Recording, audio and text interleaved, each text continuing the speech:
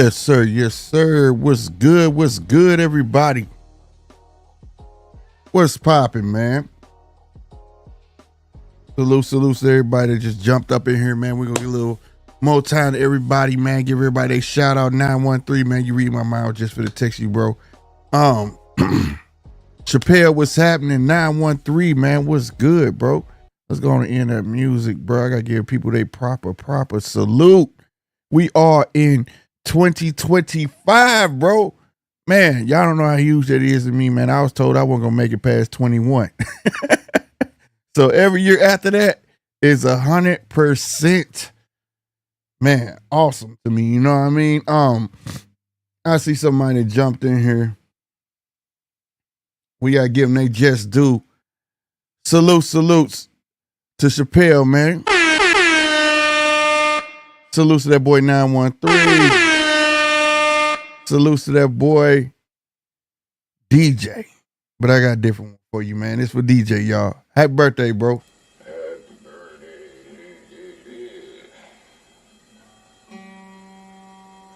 Happy birthday to you. Happy birthday to you. Happy birthday, motherfucker. Happy birthday to you. Happy birthday to you.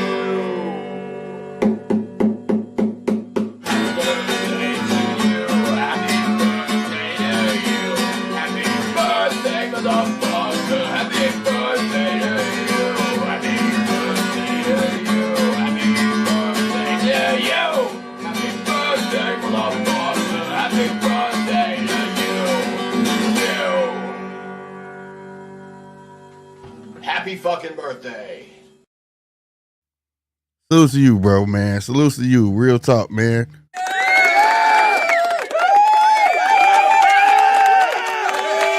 And that's for everybody else who birthday today, man. Hey, you're blessed. I'm glad you're here, man. You know what I'm talking about? And you hanging out with me. You feel me? Yeah, boy. 2025. We still ain't got no flying cars and shit, but you know, it's all gravy, baby. It's all gravy, baby. Man. If anybody looking for a New Year's resolution out of me, I don't believe in them. I don't believe put pressure on yourself like that. Just make sure, my advice is to make sure this year is better than your last year. And if you can do that, you headed in the right direction. That's how I view it. You know what I'm saying? 100%. No doubt. We're going to move on from the sentiments of 2025 because this shit finna get crazy in 2025. I predict a lot of ups and downs and twists and turns, and the judges table will rise and ascend to where it's supposed to be with y'all help. So make sure y'all hitting that like button, man. Hitting that subscribe button. So everybody on X is rocking with me right now. Everybody on YouTube rocking with me. You know, we finna get into it. You know what I'm saying? DJ said we got flying cars. Yeah, when you on that ooh wee. The only time you see that, you hear me? Straight up. But there's a lot of little news going around. But I want to start with this tidbit. And I ain't gonna jump too much into it because we could jump into it later. You know what I mean? Because there's a bigger subject I do want to touch on. Man, it feel good to be back on here. It's been a busy week with Christmas and everything, but man, it feel good to be back on this joint. But nonetheless, Mr. Mayweather, bruh. Like everybody blame Mayweather. I'm not gonna be mad at Mayweather. Well, I'm not mad at him like everybody else. I'm mad at him because dude been keen in boxing and being on top of his business. He just seems to be on top of his shit. You know what I'm saying? How else you make this much money? You're buying skyscrapers in New York, right? Skyscraper at the sky. You bought your grandson one and all of this stuff. You just opened a new Mayweather gym in somewhere in London or something like that, overseas. But the people in Hollywood that's running another Mayweather gym can't get paid. You got these cats out there holding signs with Sharpie marker on them Talking about hard work, dedication equals no pay. That was the cake right there. Hard work, dedication. Oh, excuse me. It's not funny. It's not funny. But Mayweather, bro, all you gotta do is get on the phone. You can't say you ain't heard about it. It's been going on all day. Get them people they check, bro, and give them a bonus. Because even though they ain't got paid, they didn't quit. They just outside. I would have left that motherfucker. I would have left that joint. Man, look, man, you going to catch me on the back end, bro. Rent don't stop, bro. Bills don't stop, bro. You know what I'm saying? I ain't got time to be playing with you, bro. You know what I mean? So you got to give some sort of bonus, Mayweather. Give them some sort of bonus. They deserve it. Because even though they outside picketing, they still sticking with you, bro. Don't do them dirty. Give them their pay. Give them their checks. And give them that bonus. You know what I'm saying? I'm riding with them cats. They deserve the bonus. Pay them people. You understand me? I'm telling you, if you ask Joe Frazier, Joe, what do you think? Am I right? You goddamn right. I know, goddamn me. Get them people they goddamn check. You hear me? Oh man, I will say this movie. It ain't funny though, man. But y'all have to see the video. They made it funny, even though they didn't get their checks, even though they didn't get their snaps, their money, their fetty, whatever you want to call it, cashola, whatever, greenbacks, ducats. They seem to be still in good spirit. They out there laughing and couldn't have been me, bro. So I'm laughing with them, y'all. I'm not laughing against them. Trust me, I'm not. I want to see him paid, bro. We gotta see him get paid. I'm pretty sure you gonna take care. It gotta be some sort of mishap. You know what I'm saying? It has to be. It has to be 100%. But if you ain't seen the story, it's everywhere. Go look at it. It's a whole video on YouTube of them outside picketing. They got people blowing horns. They constantly writing signs. But salutes to them, man. Fight for your rights. Fight for what you know. You know what I'm saying? But like I said, they ain't quit. Hey, give them that money, man. Give them that money. You feel me? 100%. I see Punch that came up in the thing. What's up, Punch? Oh, man, bro. Oh, my God, man. I forgot I got a sound bite on here for when everybody come in. But where'd it go? I don't even know where it went. There it is. Instead of saying everybody's name. What's up, everybody? Hey, you guys! What's happening? What's happening, mate? 913 says, Slick, remember Chris Tucker, I got to pick up money over here, over there, and everywhere. Right, you hear me? You hear me? Or maybe, hey, bro, maybe on dollar bill right now. Blue, you ain't nothing. You don't deserve nothing. You don't get nothing. You get what It's one of them, right? He got to pick a side. He got to pick a side, bro. Boy, today been a good day, man. I hope everybody had a just as a good day as I had today. Real spit, man. All right. I did find out some other stuff, man. Well, I'm going to go in order. I do this every time. I be having all these subjects in my head, and I never go in order, bro. All right.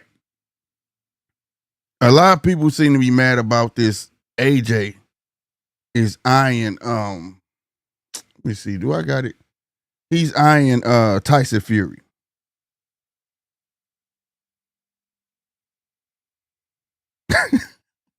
Why is that news, bro? Why is that news, bro? It's the last biggest check out there for the man, bro. He ain't finna sit there and wait on Parker and Dubois and so on and so forth. It's just not finna end like that, bro. They looking to pass him up. So at the end of the day, why not fight Tyson Fury? Fill up Wembley Stadium and do the damn thing. We talked about this fight back in 2024. Why not? Why all of a sudden 2025? You milk dud head motherfuckers want to sit here and talk about, oh, this is hate, and then bring Deontay Wilder name back up into it. Didn't he just say he retiring? You got Malik Scott talking about he not. He on Instagram talking about he is. Why y'all still bring up Deontay Wilder? He had his heyday. He had his shine. We get it. The Wilder Rats, he will never die. Y'all gonna sleep in y'all oversized hoodies and curl up in the bed holding on to the graphic of the T of him. And y'all gonna have sweet dreams about him. But goddamn. Stop it. Stop it, bro. You know, damn well y'all don't want to see Deontay Wilder fight no AJ. Y'all trying to get AJ a free fight. That ain't it. That's just not it. He's part of a crumbling empire. You have to ask yourself after a while, was he him? Or was he not? And I'm going to leave that up to y'all. I like Deontay, but god damn. Because another man seeking a check that he know that's guaranteed them real ducats. You know, that real payola. Like, come on, man. And you want to hate on that? First, it was a color thing. Now it ain't. Now you want to say, oh, AJ, and then you want to tie in the Gypsy King and all this. Come on, bro. Stop playing. Them guys getting in where they fit in and they still relevant. That's it. Deontay Wilder's inactivity killed him. That's why he's not relevant. It is what it is. Not to mention the losses. It is what it is, bro. Will people remember him? Yes, they will. They're going to hold on to them 10 title defenses to the day they die. And they're going to try to say he was the greatest the biggest puncher in boxing history, which I beg to fucking differ. But by all means, if you disagree with anything I say, that link is there for a reason. It is what it is. Church coming soon too. It is what it is. You feel me? That guy had his tenure. He did his thing. Let it be. Let it be. You are ruining the man. Let me go and bring my boy up here with no shot of a doubt. Y'all know this man. That boy 913. What's happening, baby? What's good with you? Man, what's up with you, bro? All I come here to do is just piggyback off of what you said, bro. That's all. That's all. Man. And I'm gonna drop the mic and I'm walking off. Man, because I'm already like two or three cans deep anyway. Well, you gotta catch up. Shit, I'm 2 6-packs in, goddamn me, and a cup right here. Okay, well, shit. I'm ready. But nah, man. Listen, bro. I know you ain't one that speak niggas' names, but unfortunately, bro, forgive me for being. It's your opinion, bro. It's your opinion. I'm not muting nobody's opinion. Okay, well, you said he's part of a crumbling empire. You're right. Mm-hmm. It is a group. Attention, everybody. It is a group here on Facebook that talks boxing. I mean, I said on Facebook, but on YouTube who talks boxing. They're called the LDBC. Okay? Every fighter who has connected to them has paid horrible consequences. We know the names. We know the fighters. Everybody who's ever disagreed with these dudes that showed up in their chat, they just simply block you. Mm-hmm.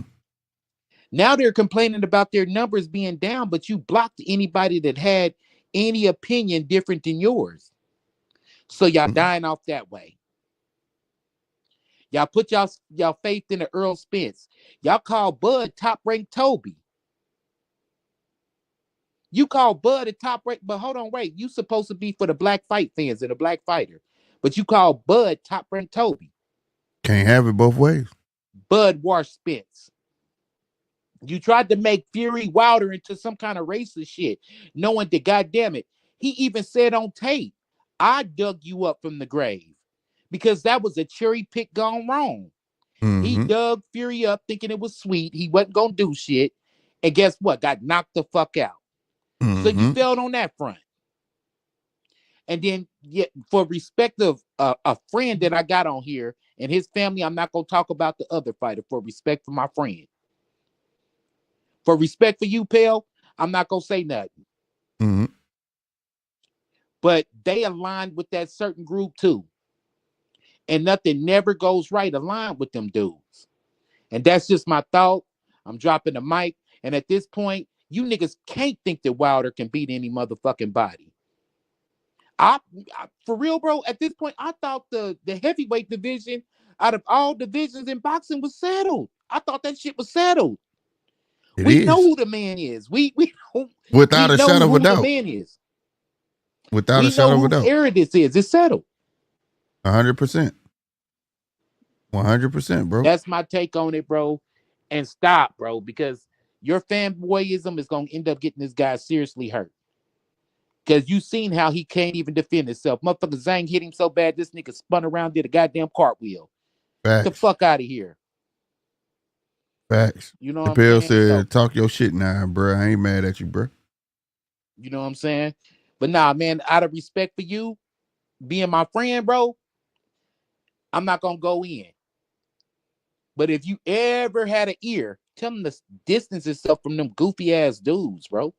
Mm-hmm. This is a sport, bro. I run to this sport to get away from problems in the world.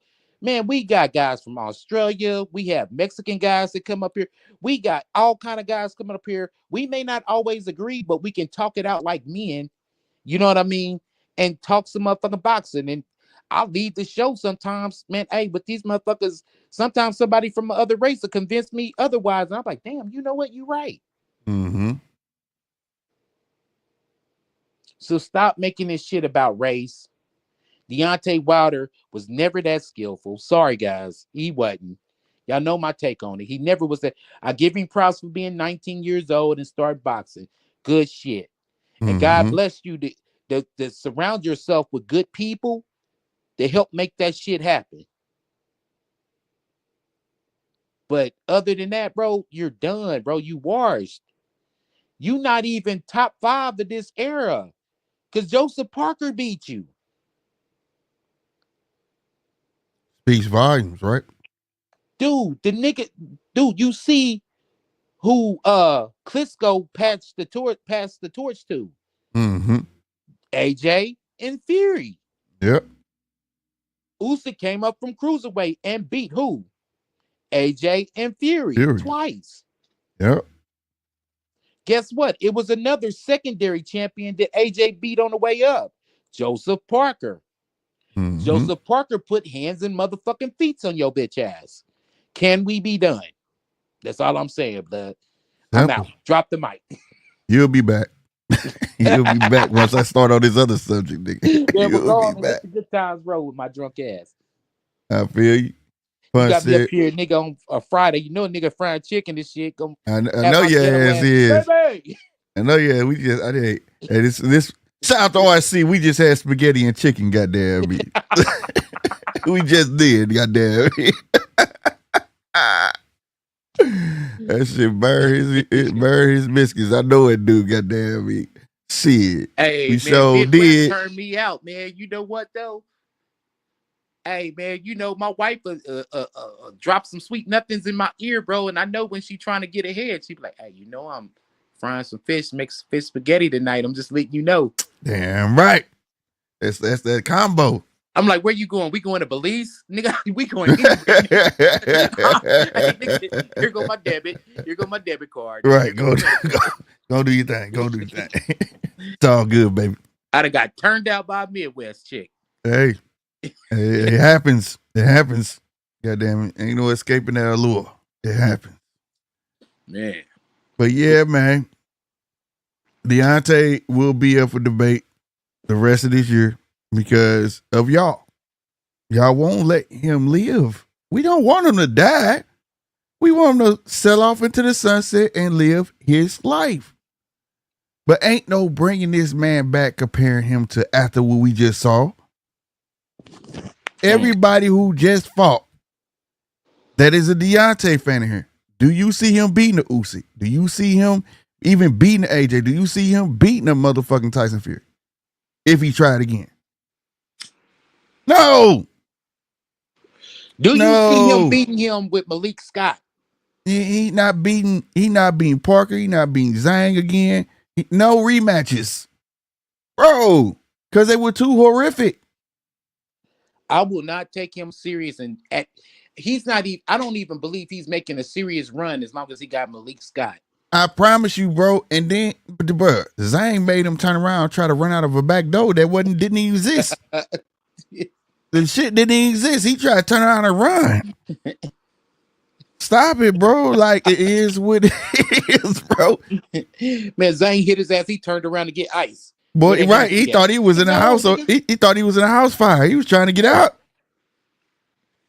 So, I mean, like, and that's to say that I'm not shitting on him. I'm shitting on y'all because y'all are desecrating that man's name. His tenure was his tenure. His run was his run. But I'm telling you, bro, I kept saying, go to Bridgerweight. And you drop know, down. You be king. Like the Honorable Elijah Muhammad, I'm about to give a message to the black man, bro. And that's real shit. At what point, all right, it's cool to ride with Wilder, but at what point do we get off the motherfucking bus, bro? For fear of looking like a goddamn fool. For them, it's to this day. I remember, bro, back in the day, you want to talk about a fanboy? Nigga, when it come to Roy Jones, nigga, I was the hugest Roy Jones fanboy. Not only you. Oh, not only you. Nigga, I got knocked out in a couple of professional fights trying to do some Roy Jones shit, knowing good and damn well I fight like Joe Frazier. It wasn't for you. It just wasn't for you. It wasn't for me. But after the Tarver loss and the Glenn Coffee Johnson loss with the big ass white gloves, right? That I shit. watched that fight earlier today too, hey, because I ain't do shit all day. Hey, but what did you do when you saw that happen? I said, okay, he's done. I don't want him to get hurt. I'm gonna be real as I can. I wasn't for him to fight motherfucking Chad Dawson, right? The young and up and coming guy. Man, when that shit happened, bro, I'm gonna keep everything 100% transparent. Swear to God, bro. Nigga, he got knocked out. Then I grabbed my basketball and went outside. I was mad. Boy, I was hot. I was like, I don't want to hear shit. Second round knockout. Just second round knockout. Man, that First shit round, he pissed dominated. me off. Second round, he got knocked out. Anybody out there on the channel, man, y'all can go look up the fight. The motherfucker only 6 minutes long. Hey, you ain't lying. That shit pissed me off. I didn't want to hear shit from nobody. Nobody. That's how much a fan I was. I didn't want to hear nothing, nigga. I went to bed mad. I couldn't believe it. You know what I'm saying? Like, nigga, Roy Jones had the qualities of a superhero, bro. And like, this dude was out. a motherfucker. You remember, he got bitched out. Referee said, any questions? He's like, yeah, I got some questions. You got any excuse tonight, Roy? Right. And proceeded to go in there and knock him the fuck out. Terrible. It was terrible, bro. It hurt my soul. It hurt my soul, bro. It did.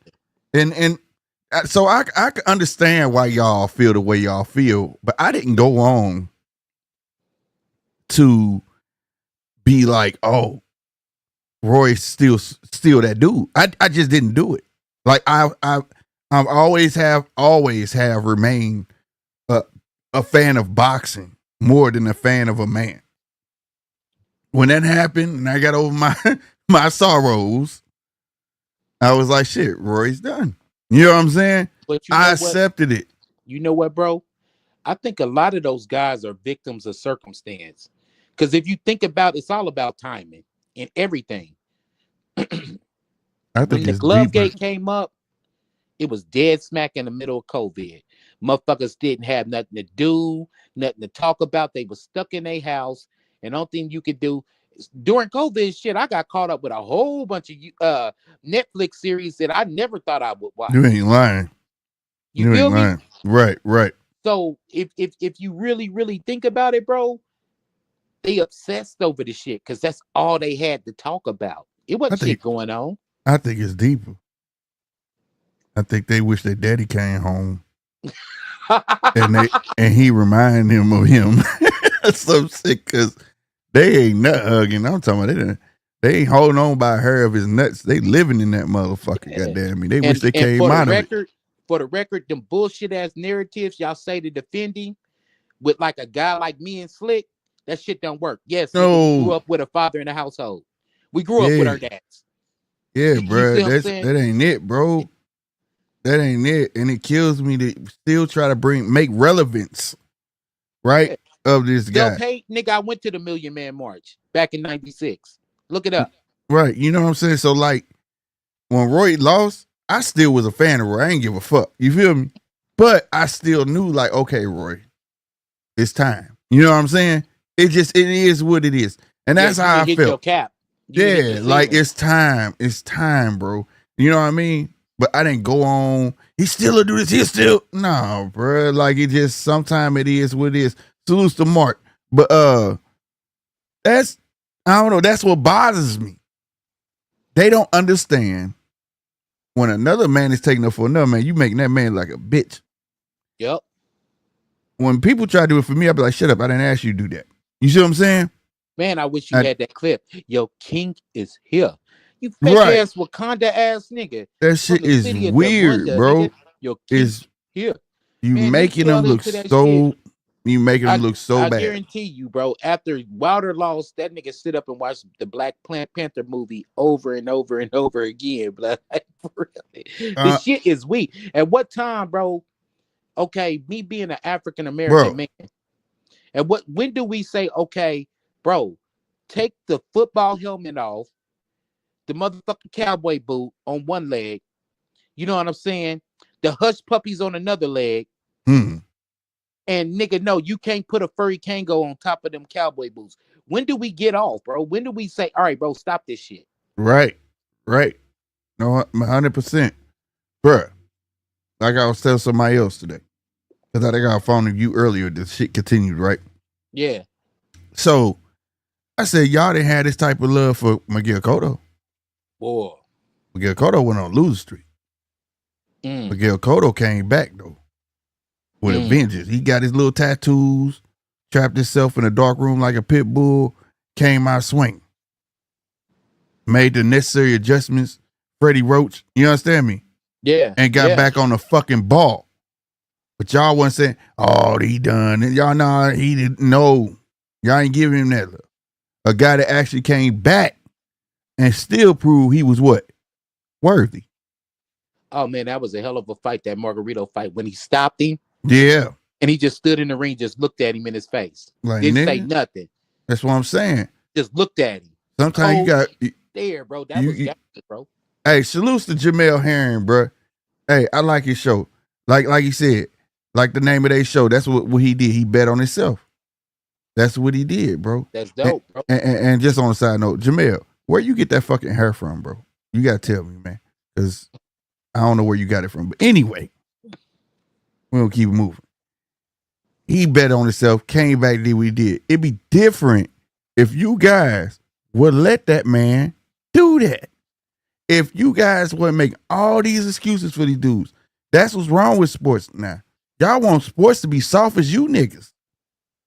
Hey, but you know what, bro? This is what I said earlier about Wilder, and this shit went right over their head. I said Wilder needs to go back to Alabama and fight Joe Smo and all these other guys, build him up his little confidence and get his confidence. Do you remember them little sidebar, like, them motherfuckers was like $11. Yeah. Where Roy Jones, after he had his loss, he was going back down to Pensacola, Florida, and New Orleans and fighting these little bum dudes. Yeah. Then all of a sudden he came back and fought Felix Trinidad and beat the brakes off this. Yeah, because you have to. You can't like do a Devin Haney and just take all this time off. Nah. You gotta get back on the horse immediately. Yeah. Because if you are him, a loss ain't shit. You understand what I'm saying? I'm still him.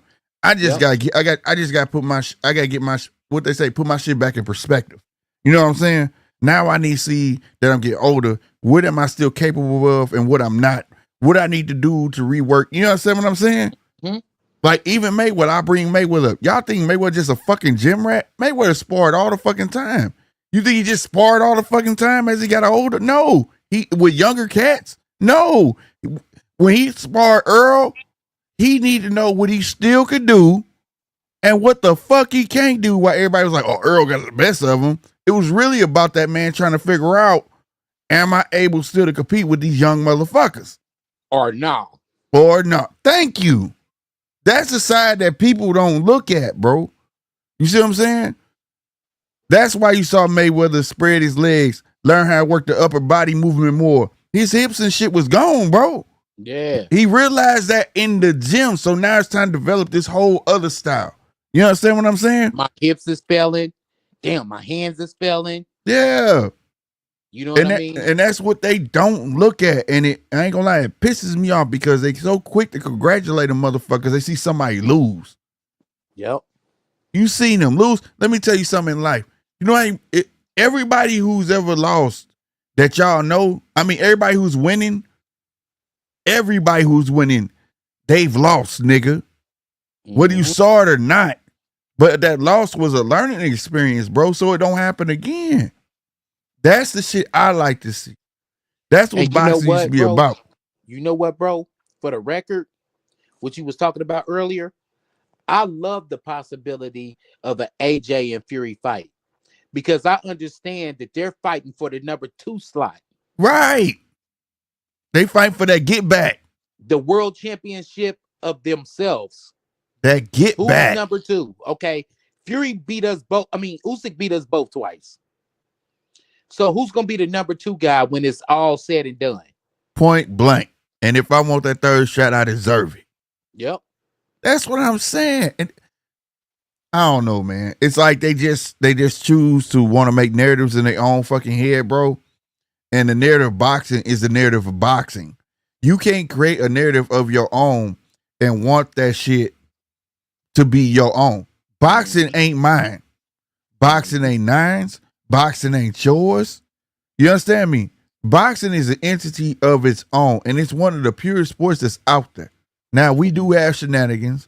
We do have the circuses, but goddamn me. But you can see the hunger in some of these cats. You can see that, especially you got cats making 90-something fucking $1 million a fight, and they still want to do it.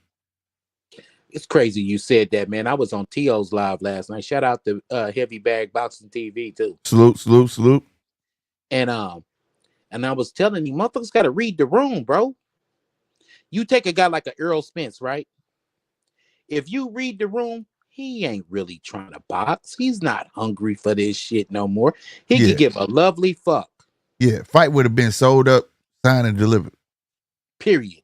Done fucking deal. Because you snuck out the house to make the Crawford fight. You couldn't sneak out the house to do the rematch. You didn't want no more. No. And within a week or two in that fight, your ass was out of the country, like in Paris or some shit. And blood was like 289 pounds by the grace of God. Like, the nigga literally had to be on my 600-pound life. Shit. Right, you heard me. Hey, Chappelle, you can get you one on njrmediastore.com. Go get you one, bro. Great way to support the channel. There's a store. I don't know why I don't never hit that button, man, at the top, man, for my socials, but njrmediastore.com. Merch on there. It's about to get revamped, just to let y'all know soon. Probably you are lacking on that, though, bro. What, the store? Yeah, you got to promote that. Yeah, I am. That store is finna get revamped all the way around. I'm even gonna have I want to do a thing where, like, for the people in the that actually be in the chat, get y'all slogans on the shirt, and that be y'all's. You get what I'm saying? So we gonna have a contest with that soon. Just to let you know, you can have your own fucking shirt and make some residuals. Like I say, this is the people show, man. You know, of course I'm gonna get mine. You know what I'm saying? But you gonna make yours. When you get that slogan stuff, man, I gotta get DJ a fucking birthday gift. You know what I'm gonna put on his shirt? What? As a slogan, champion in recess. Champion recess. Hey, that shit dope. My brother from down under, man. Hey, that's dope. But no, on everything though, man. So when people, I feel like this year going, because now it's a fresh year. We know what last year was about. So expect more of it this year. And it's the new standard. Fighters fighting fighters. Real fights, right? You have your number twos, like Nine said. Your number twos fight number twos, and you have your number ones fighting number ones all the fucking time. As long as we got the number ones fighting all the time, that's gonna create great fight still amongst the number twos. That's what keep it fluctuating. Then you got your guys working their way up. You got to put them in there somewhere, right? The money's there. The four big guys is there. You see what I'm saying? With Turkey, one left if he go. But I ain't gonna lie. If he don't go, does it really matter? I'm gonna be honest with you. I don't think so, because they're living off two names right now. There's nobody in their repertoire, even though they got a champion dinner in every division, right? They're not making no noise. Okay. Now, I will say this to slide through. Salute to DJ just came up on. Salute to you, fam. Bro. Happy birthday, man. Happy birthday. Nine, did you think you were going to be able to get away with that comment? Like, fair crack of the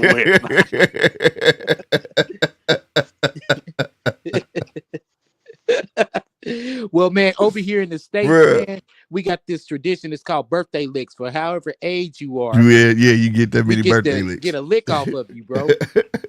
So I'm just giving you cyber birthday licks from all the way from Kansas City, Missouri, all the way to Australia.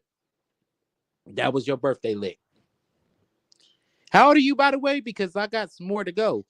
Oh, he up there. He ain't gonna say that. Yeah, he ain't been there. Right. Like I'm 2. right.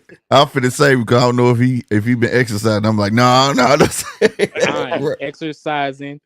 I'm on the treadmill right now. That was yesterday, but you boys have convinced me to get back on the horse just listening to this. What's up, man. But I do got a bit of news, and I want y'all's opinion of it. Now, I just caught wind of this. Gary Antoine Russell is finna fight Rayo.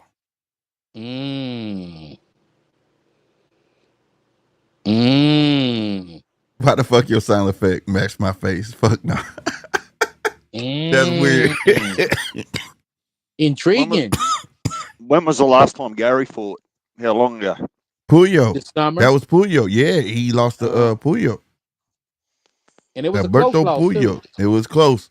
And people felt like he won. I seem to be the only one felt like he lost. But I feel like he didn't do enough. You know what I'm saying? So let me get this correct in my own head before we go too far down this rabbit hole. Is this for El Rayo's title? Yes. Mm-hmm. So now we've got another bloke that's coming off a loss that gets a title shot. What the fuck's going on? Happy birthday, bro.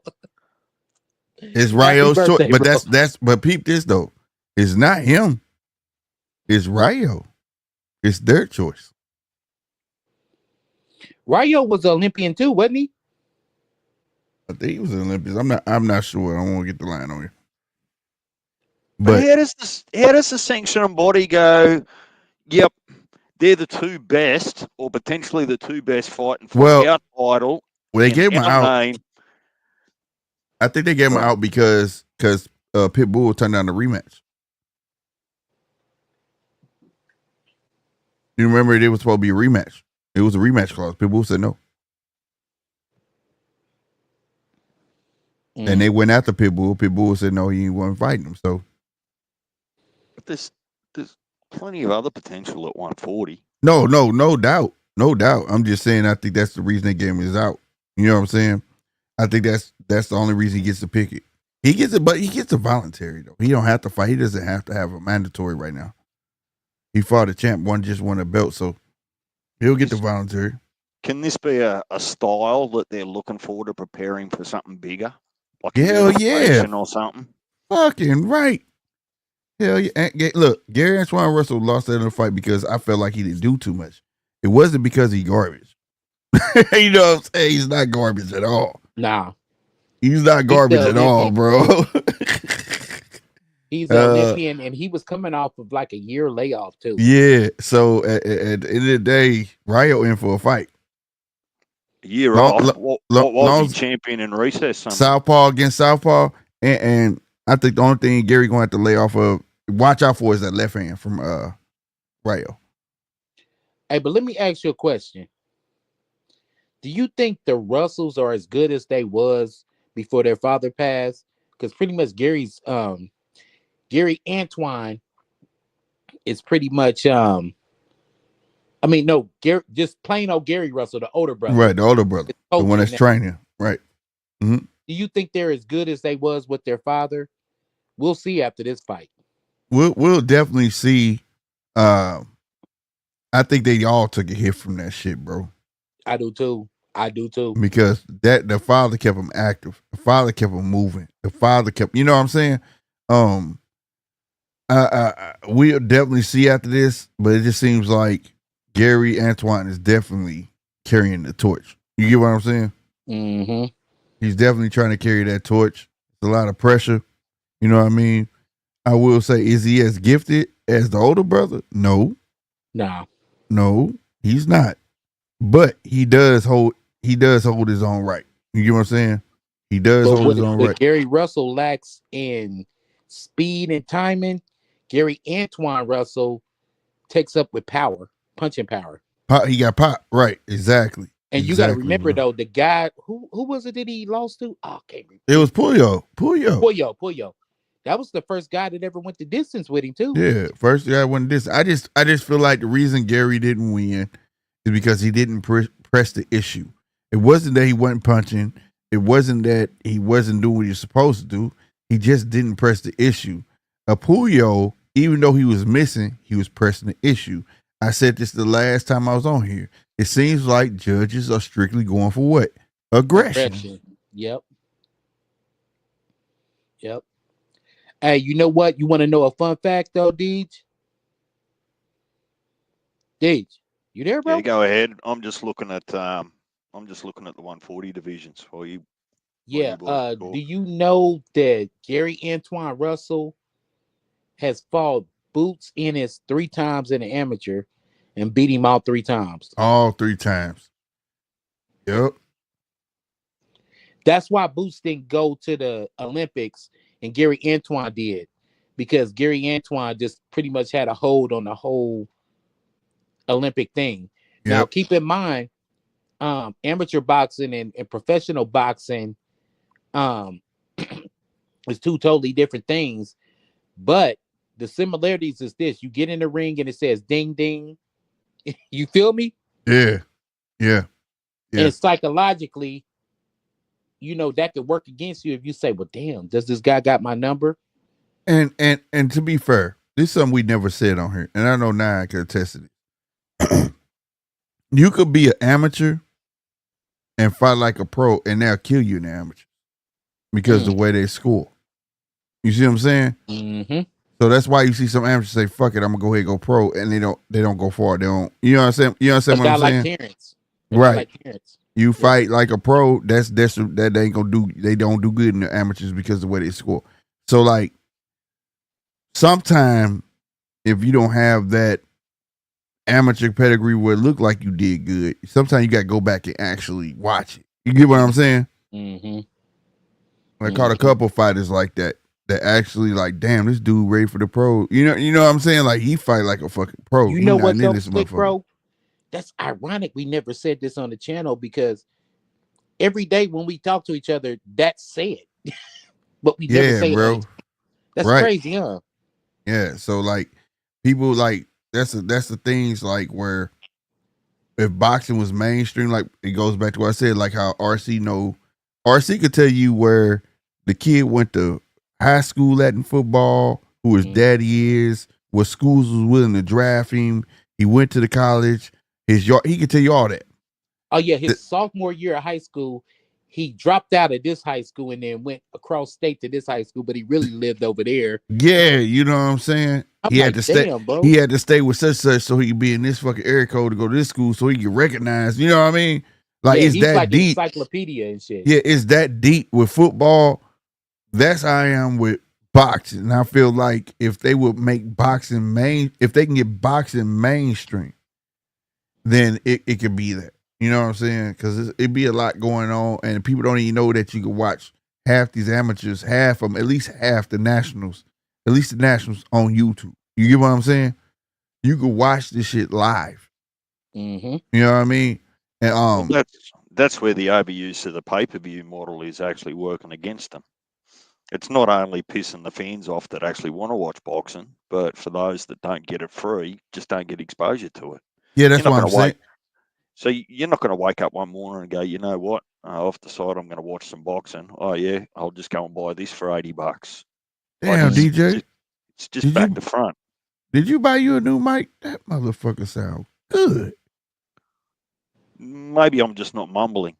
Oh, that motherfucker! I don't know. That motherfucker sound. Keep on exercising, man. It's your birthday. You'll get something. There. Yeah, that motherfucker sound right, bro. I'm like, damn, this might sound good. But it was yesterday night. Oh fuck. Well, yesterday was what? Or today? No. I'm sorry, you ahead of us, right? You ahead of us. What I'm going to need you to do, Slick, before you post this, I'm going to need you to actually delete that little comment from your live. No, but so wait a minute. It's your tomorrow, but ain't it our today? Only if you're looking at dates. Right? Yeah, that's what I'm saying. So we on point. But if I was born yesterday, right, that doesn't mean that I was born today over there. You just in the future, bro. That's all it is. You just in the future to us. You in the future, man. It's all right. Man, I wish I was exercising because that's about the only way. Get ready for another birthday lick, bro. Get ready for another birthday lick, white chocolate. Oh, shit. I gotta fuck with you. But no, how y'all see that fight playing out though? That Gary Antoine and Rayo. Because let me say this. I feel like Gary Antoine a little more seasoned than Rayo. I feel like his feet, all that the dancing around he did with Pitbull. Mm-hmm. Because he was small, like you that jab out there, he gonna have to do a whole lot more than that to Gary Antoine. I believe that whoever can hurt who first is one of them. Yeah, bro. That's why I said gonna go. That's why I said Gary Antoine. The only thing he got to worry about is Rayo left hand. Mm-hmm. That's why I said that. But I feel like when I'm comparing feet, like Rayo got feet where he could trot and move around. You know what I'm saying? Like move around, but it's not necessarily put him in position for the next punch. You understand what I'm saying? Yeah. Whereas Gary has that. You know what I mean? So I don't know. I'm like, I guess I can say I'm with you though, but I think it's a very intriguing fight, bro. I don't mind the matchup. I think it's going to be a tougher fight than what Pitbull was for El Rayo. Hell yeah. Going to be much more of a chess match. Yeah. My initial blow up was that not that Gary doesn't deserve his opportunity or El Rayo doesn't get to pick. I mean, he's still in the top 5 of that sanctioning body. It's not like he's number 12 or 15. I can only imagine that he wants to see some of that skill set before he's looking to go and see someone else in the division they got their eye on. But I'm gonna be real with you, Gary Antoine, bro. DJ, Gary Antoine can get with the best of them. That's one thing. I've watched his fights, like replays of him. Mm-hmm. He's not unfamiliar to me, if that's what you're implying. Oh, okay, got you. I know I should be used to it by now, but I just get continually disappointed that the right people that work their way to the top of the rankings get looked past or looked over. Mm-hmm. If it's taken them 5, 8 years, whatever, to get to the number 1 spot in one of the divisions or a couple of the divisions, I mean, what's all the work for if everyone's just going to cherry pick all the time? That's, that basis that just gives me the shits a little bit. Yeah, man. I think it just boils down to too many belts and being a pick and choose. And sometimes it also depends on what belt you land on that will allow you to do that. That's why, like, I feel like it just needs to go down. It just needs to go down to one belt, bro. You know what I'm saying? You got people like Hopkins, and I know people like, you always saying Hopkins. Well, Hopkins fought every fucking body. He fought everybody twice, bro. He fought every fucking body, bro. That dude, He fought mandatories, got in arguments with what was my boy named the old man from HBO. I got a mandatory motherfucker, I'm gonna fight him. You know what I'm saying? Like he gave everybody they shot. You know what I'm saying? And if you can get back to the essence of that, oh man, bro. It's Oh Yeah. one. Well, man. he didn't fight everybody.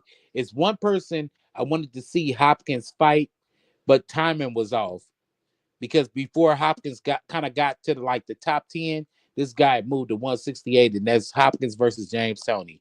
I would have Oh well, yeah, loved to yeah, see that hell shit. yeah. I would love to see that shit too, bro. Bro, It's that only would have, one person he didn't fight. bro. That shit would have been a fucking. I think he would have pulled. I'm gonna be honest with you. I think Hopkins would have pulled James Toney out of character. James Toney would have been cut, headbutt, mugged. He'd have Hopkins was a pulled. dirty fighter. You already know I know, bro. He would have Yeah. pulled James Toney out of character, bro. James Toney would take that fight to the streets. Yeah. That would have Gloves would been. have went out. Pinky would have been standing. Woo! Pinky would have been out. Like, come on, Nick. Oh my god, that would have been a wild fight right there, bro. A Yeah. wild fight. Explain to me, Slick. I just want to go back to the comment that you made, and I'm not saying that you're wrong, but I just struggle with. I don't necessarily see the 4 belts as the problem. I see that the way that sanctioning bodies value their belts is the problem, right? Because if you take away or amalgamate 3 of those into one or 4 of those into one, whilst ever the sanctioning body disrespects the history behind that belt and allows popularity contests to determine what's going to be the next fight and what's going to be the pay-per-view, it doesn't become any more valuable because they're still chasing dollars from a business sense. I thought of it like that. Yeah. So that's a good point. Well, you take what, 4 divisions, 15 in nominally 15 or 16 if you include the title holder. There's 64 people in a division, right? Well, now if you're not getting the best fighting the best and using the ranking systems properly, the way that they were originally intended, it turns into a big bowl of spaghetti, right? Under a one belt or a single sanctioning body. The mess doesn't go away. No, I get it. I get what you're saying. When I say like take all the belts away, like I don't mean like, you know how you got the regular and you got the super?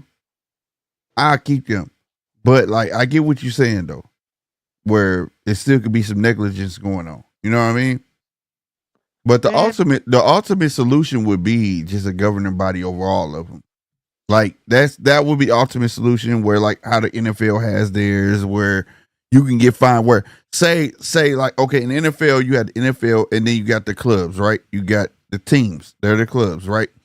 So like when a club do something wrong, the NFL can fine them for doing something wrong, and that would be the only way to wrangle all these guys up. Where like okay, you know you shouldn't have let him skip. We gonna fine you for that. You get what I mean? That would be the only way. But you know what, fellas? That's perfect world, Slick. And I see that everyone other than the fans, right? So everyone in the business of boxing, potentially even fighters included, right, would argue against that. Because when you're talking about the NBA and you're talking about the NFL and all those things, what's one of the things that governing body stands for? Any corruption. Right, so let's imagine that there's promoters and managers are out there that are actually passing around the brown paper bags to get a good result from a judge, or move their boy from 147 all the way up after an ass whooping into 154 without a problem. So it's the way that a healthy sport should be governed. I agree. But then how difficult then does it become for all of the boxing commissions in every state in America then to be aligned? Well, that's what I'm saying. If there was a governing body, everybody would have to be on one accord. But then they lose their control. That's my point. That's the thing. That's the thing, DJ. If it's a sport, right? You can't allow people to want to step out the box. if that makes sense. You can't step out the box because, well, we allow X, Y, and Z. They do this. And that's the only reason that happens, because you got to understand, a lot of this stuff is based around tourism. So they'll allow certain things to happen or go a certain way because we want to bring boxing matches here. You know what I mean? If there was a governing body, it will hold the same rules as every other sport. It's kind of spread it around. You know what I'm saying? You wouldn't be able to just have boxing matches in Vegas, boxing matches in Saudi. You had to spread that shit around. Yeah, and look, we're actually on the same page. I would want for that that perfect scenario. What I'm putting to you is probably all the hurdles that would have to be overcome for an overarching, controlling single point of control to actually be put in place, or government intervention. I have the perfect solution. The perfect solution is to treat every boxing club as a team. Simple as that. I'm glad you said that, Slick, because I'm noticing a potential power move. Now, correct me if I'm wrong. I may be wrong. I may be totally off base with this, but I'm gonna give you a few little roadblocks that kind of get to where I'm coming at. You seen Turkey with this undisputed belt, didn't you? Yeah, you did. Yeah. He's still promoting it.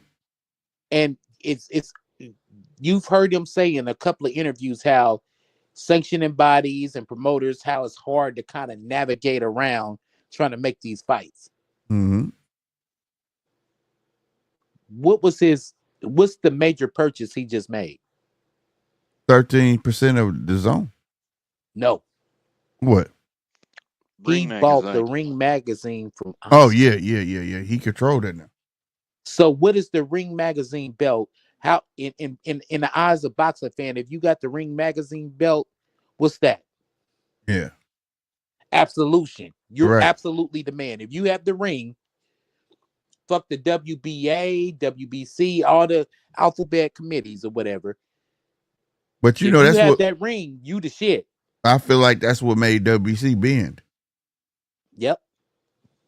Because now WBC working with it. That's what made them bend. They're hand in hand. Yep. Think about what's quietly going on with these sanctioning bodies.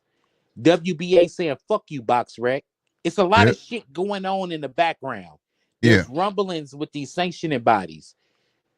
My question is, who's applying pressure? We don't know, but somebody's applying pressure. There's somebody applying it. Nobody can without enough money, because at the end of the day, that'll be the food on the table for the sanctioning bodies to make a change or come on board or whatever the conversation is. So no, I don't disagree with you. Who's got the wealth of a country behind them? Exactly. Salute to E-Dub. I see E-Dub. But no. So you're right. I'm looking at it. I don't know. Maybe I'm completely off base with this, but I see something stirring. He full of shit.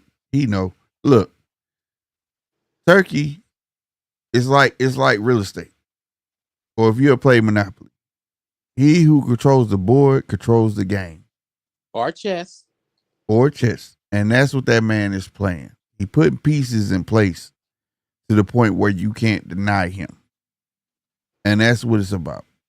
And if y'all remember the beginning, it was skill challenge. Skill challenge failed. It's still there, but it failed. But it's only Saudi Arabia, right? Now he done bought 30% of the zone. He got his fucking network. They can't tell him we want X, Y, and Z. They're going to put on what he wants to put on. Mm-hmm. Then he turns around and buy Ring magazine. He has control of the Ring magazine belt, which makes WBC bend the knee. But he got WBA before that. You see what I'm saying? It's only a matter of time he get the rest of the fucking belts. Right. All this shit. Right. Now, it's only going to be the rest of them. Rest of them going to bend the knee. And I'm gonna tell you, it's not gonna stop. They're gonna try. What's the other belt that don't? What is the other belt? WBF. No, you got the IBF, IBO. Then there's the fifth, that WF or whatever it's called. Oh yeah. Matter of fact, a good friend of mine had that belt. Yeah, the WF. He gonna bring that into the fold. He's trying to make it where everybody's supposed to fight who they're supposed to fight. Think about it. He's having a Grand Prix, and he's gonna continue to have this Grand Prix every I think he said every other year or some shit. I can't. Yeah. Don't quote me on that. But a Grand Prix for the amateurs. So now he's trying to have a D league. You see what I'm saying?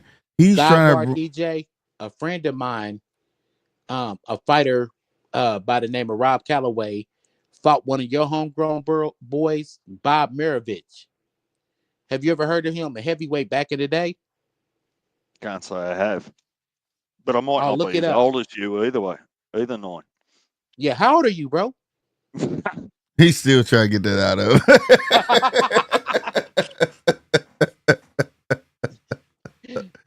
DJ Slimmy said, I gotta act. I gotta treat you like, man, you in a Los Angeles jail mod. So what size shoes are those? That's always what the question end up. So what size shoes, bro? Bruh, yeah. DJ on this crazy. All right.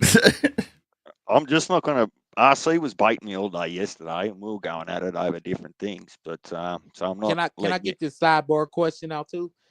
But Deej, can I ask you a sidebar question? Who's your favorite champion in recess? Oh my God. I'm about to watch him blow. That's what burns you. Right. That shit burns you. You see, he got quiet. I can't give you a birthday lick, bro, so I got to do some shit to piss you off, man, from across the seas, bro. Can I time him out, Slick? Is there a way to actually time him out, even if he's on panel?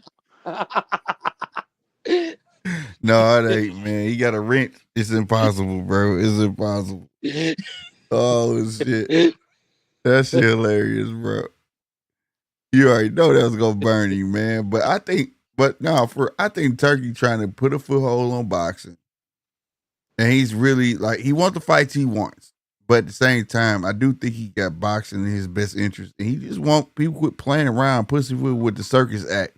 Like we watched PBC have their circus act, right? And we watch PBC fighters go outside of their comfort zone and they get whooped, right? And this has been going on for the longest. Whereas PBC fighters and you see top ranked fighters, right? You see PBC fighters fight Canelo. You see everybody they fight outside of that circle, they seem to get dominant. You know what I mean? So we see these circuses that's going on. And I think he wants to eliminate that shit. And I have no problem with it. That's why I was saying, you saw what happened in 2024. Look for more of it in 2025. Motherfuckers getting beat. A lot of people don't like it. But I like that boxing is becoming more well-rounded. Where you see these foreign boxers. When I say foreign, I mean like all the Boychucks and the what's other Mirzalievs and all them are coming to the forefront. And they're getting their shots and they showing that they got the goods as well. And so now you gotta be America. You gotta be on your fucking A game. Ain't no bullshit. Ain't no just pandering in America. Ain't just, now it's a mixture. It's a melting pot. Now ain't no across the pond. Now you're being invited. Ain't no, oh, I don't want to fight you because you're here. Or I don't want to fight you because you there. No, we're all in this shit together. Fuck a region, fuck a country, fuck a continent. This is boxing. That's a lot of fucking. Damn right. Well, maybe the first word of the acronym, WBC, WBA, world, will start to mean something. You are the world champion, not the UK champion or the USA champion. So look, I see it potentially all happening, but I mean, what are your thoughts then, based on some of your comments where you say that Turkey's got some influence with the WBA and the WBC, right? Well, he forced this. Yeah, oh, I'm sorry. Go ahead. Cool your heels there, Slick. I'll spit it out. I'm sorry. How long do you think that they'll let the Fondora Spence thing go on at the WBC? Because I'm expecting some influence to come into that, because Fondora hasn't fought since end of March last year. He wasn't allowed to fight until the end of September because of his nose surgery. Right? Uh-huh. He was ordered to fight Bud or at least go into negotiations on the 30-day notice for the WBO. Right? The whole Spence play fell through. So how long do you think that they'll allow that to continue? Because around about at the same time, in that vein that you're speaking, and the moves that you and Nine are saying that Turkey's influencing, is that why now we're hearing from Jamel Charlo, who's been at least at 154 anyway, who hasn't been in the ring since April of 2022, almost 3 years. I think Jamel is a forced play. Jamel is, like you say, I don't know if y'all play spades in Australia, but I know Nine know what I'm talking about. He's their joker. Okay. In spades, you can play what you want to play, but the joker trumps all, right? Little joker, big joker. He's the little joker they finna slap down to try to keep themselves in the game. And I'm okay with that, and I understand that, because RC and we're all talking about this mid-year last year, right? When all the moves in 150 were happening, and then Bud was coming up, and would Mel have to fight Bud or block Bud, and all those conversations, right? But just think about the timing. So the Ring magazine's been bought, changed hands, right? Turkey already had influence with the WBA. Now he's got influence with the WBC, and within a matter of weeks, Mel Charlo is actually coming out publicly and saying, "Well, look, I want to get back in the ring," because I'm thinking that someone's tapped him on the shoulder and said, "Look, you've had your break, pal. You need to make a decision. Either go out there and actually fight or retire," because of those same influences that you and Nine are talking about from the power broker behind the scenes. Jamel is gonna. I don't know what Jamel wants, because Jamel come out to me, give me the 150 PBC, give me the best 154 pounder you can give me. Well, you're in recess. You got multiple challenges that you can pick. I think last I heard is he was going after the IBF. I tell you what, he want to have a tune up before he gets in there with Buckram. Yeah. I don't know what he on. I don't know what Al move is, but I do feel like Al. This is just my personal feeling. I feel like Al feels like his back is against the wall, because if he can't promote PBC without contending with any of these other guys over there with Turkey, he's gonna have an issue. See, it was cool, funny games when, and like me and I talk about all the time, when they were fighting amongst each other. It was just PBC. But to be able to contend outside of that is going to be the issue. He needs a winner. He needs a game horse, as we say. You know what I mean? Just think, Jamel Charlo, Bud. I pick Bud. He got that. Bakram. Man, that's a hell of a fucking fight. A guy that's going to come forward and stand there and fight him. After I saw how he fought, what's his name, Nine? The box, Tony Harrison. And Casanio, Bakram gonna be a handful for him. You know what I'm saying? Bakram gonna stop him. Right. So it's like, what game horse do you have to play in this game? Right? You don't have the power or the seizure to say, I could run this circus and just put my boxing on regular TV again and gain the notoriety and the fandom. You don't have that. What is your play? Can I tell you the play? Can I tell you the play, bro? What is it? PBC is bitches. Well, that's not a play, man. It's just saying what they are, bro. But no. This is what they are, bro. No. It's more complicated than that. Now, me, I ain't never been through no fuck shit like this, because I run my program a little bit different, and I know you done ran your program a lot different too. Mm-hmm. You know what I'm saying? But have you ever had a homeboy that, all right, bitch, I'm out. Just give me my clothes. And she bleach them. Right. Because she can't see you happy because she ain't make it. Right.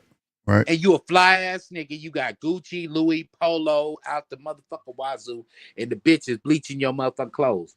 I think only thing PBC is doing right now is doing shit so they can be a fly in the ointment. You can't even make fights by yourself, let alone make fights with other motherfuckers. Yeah. Only reason why you exist right now is to be a fly in the ointment. I wish that damn you wasn't busy yesterday because I talked about this same shit on Heavy's Live yesterday. Yeah. Mm-hmm. Look at the Tank fight. That shit was announced damn near in fucking August, bro. Mm-hmm.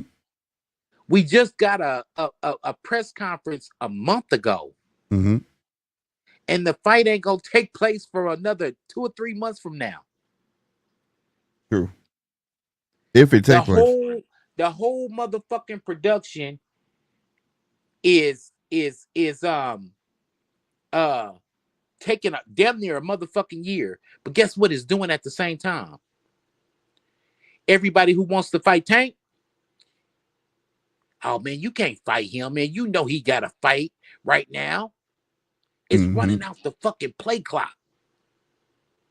True. Oh man, you talking about you want to fight Tank, man? This May, bro. You know he got to fight. But they've been saying the same shit since August. Right. Think about it. All these fights be announced, but they take forever to happen. Right.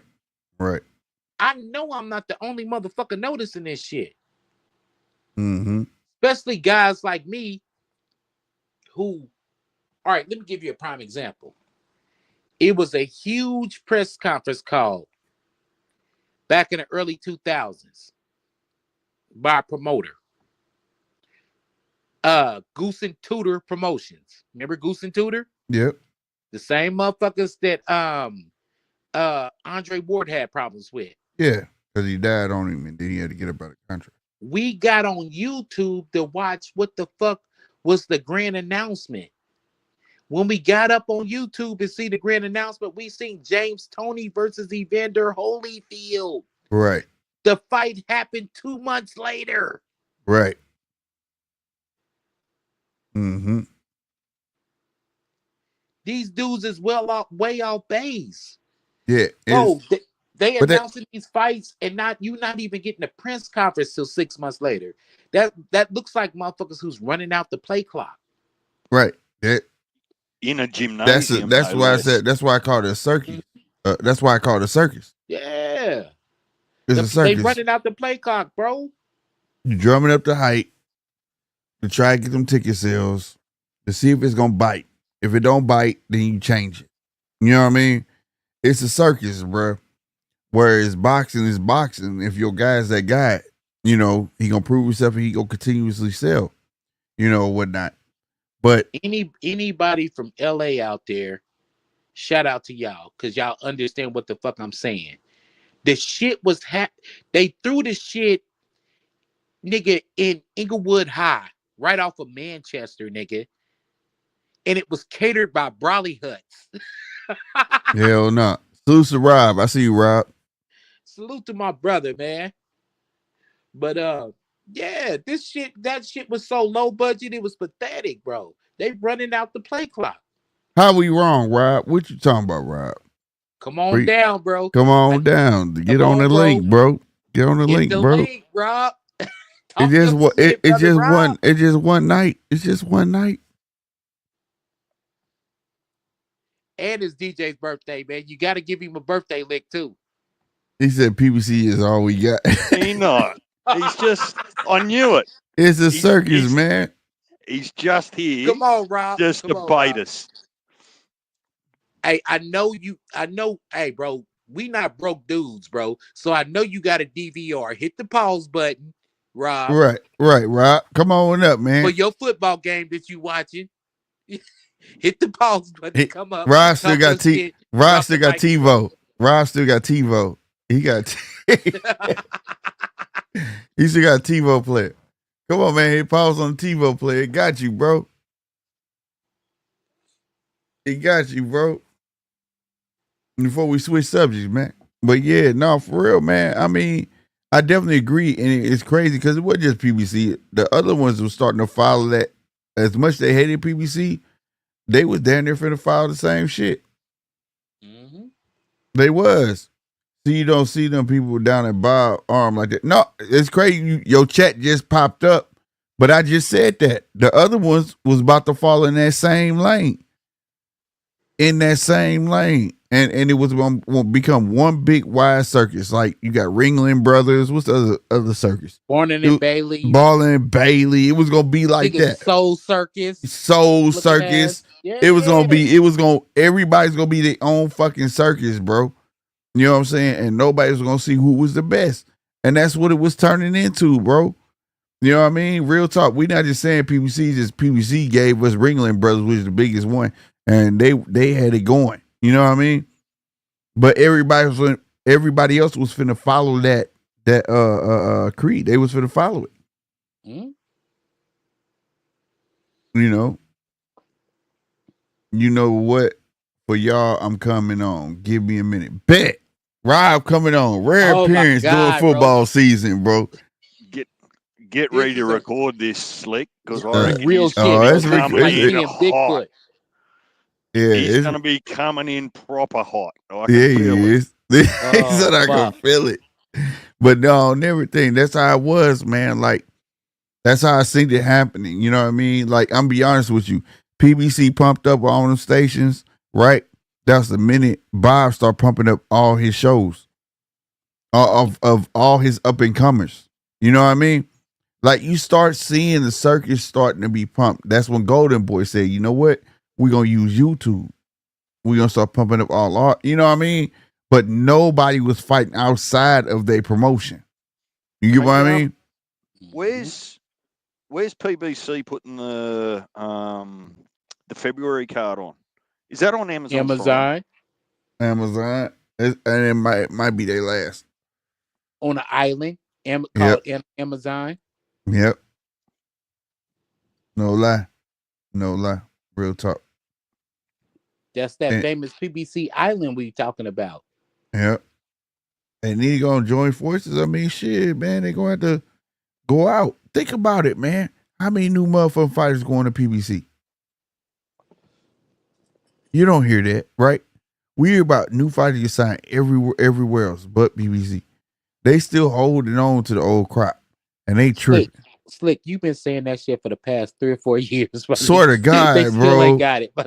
Swear to God, these guys is not they not signing no new talent. They not signing new nothing. When you said it, they was bragging. That's the fucked up thing. They was bragging. Yeah, they hold on. They was hard, bro. They hold on to all the old talent, bro, that they have, and shifting the belts around amongst themselves, bro. Like it's not. They're not big enough to even be a UFC to do that. You know what I mean? And well, at least it's because they got competition now that you get a better product and more competitive fights and more interesting fights over on Top Rank, Matchroom, The Zone, right? So if you're not a hardcore boxer that'll just watch all and every boxing and pay every pay-per-view, right? If you want to pick and choose, now you've got that option. And I'm not sure that even the February card's going to do good numbers. Morel and Benavidez. I'm gonna be honest with you. That's one, and I get a shout out to Benavidez. Salute to Rob. Rob, that came here, y'all, man. During the football season, y'all know he don't fuck with us during the football season. You know what I mean? Salute to Rob, taking time out. Salute to the chat. Salute to the panel. Salute to DJ. Happy birthday again, my brother. Now you hear my voice telling you happy birthday. You know what I'm saying? Appreciate it, Rob. Thanks. Salute to Nine and Slick. And see, this is the systematic thing. What's going on in Black America? You motherfuckers just pull me out of the fucking thing. Y'all wrong. Retirement. Y'all wrong. Y'all fucking wrong. And I'm here on a nation of African American / Black, whatever you want to call yourself. That when you go to achieve success, it be us. What? Oh my God, bro. Nah, hey, you know what? I want y'all to tell me since I'm here. Just shoot one jumper. Just one jumper, one skyhook.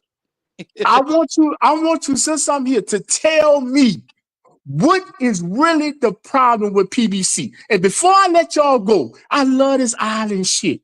PBC came in on a fucking island. Yeah, and I like the part where y'all say PBC don't sign nobody. 2023, they signed Terence Crawford.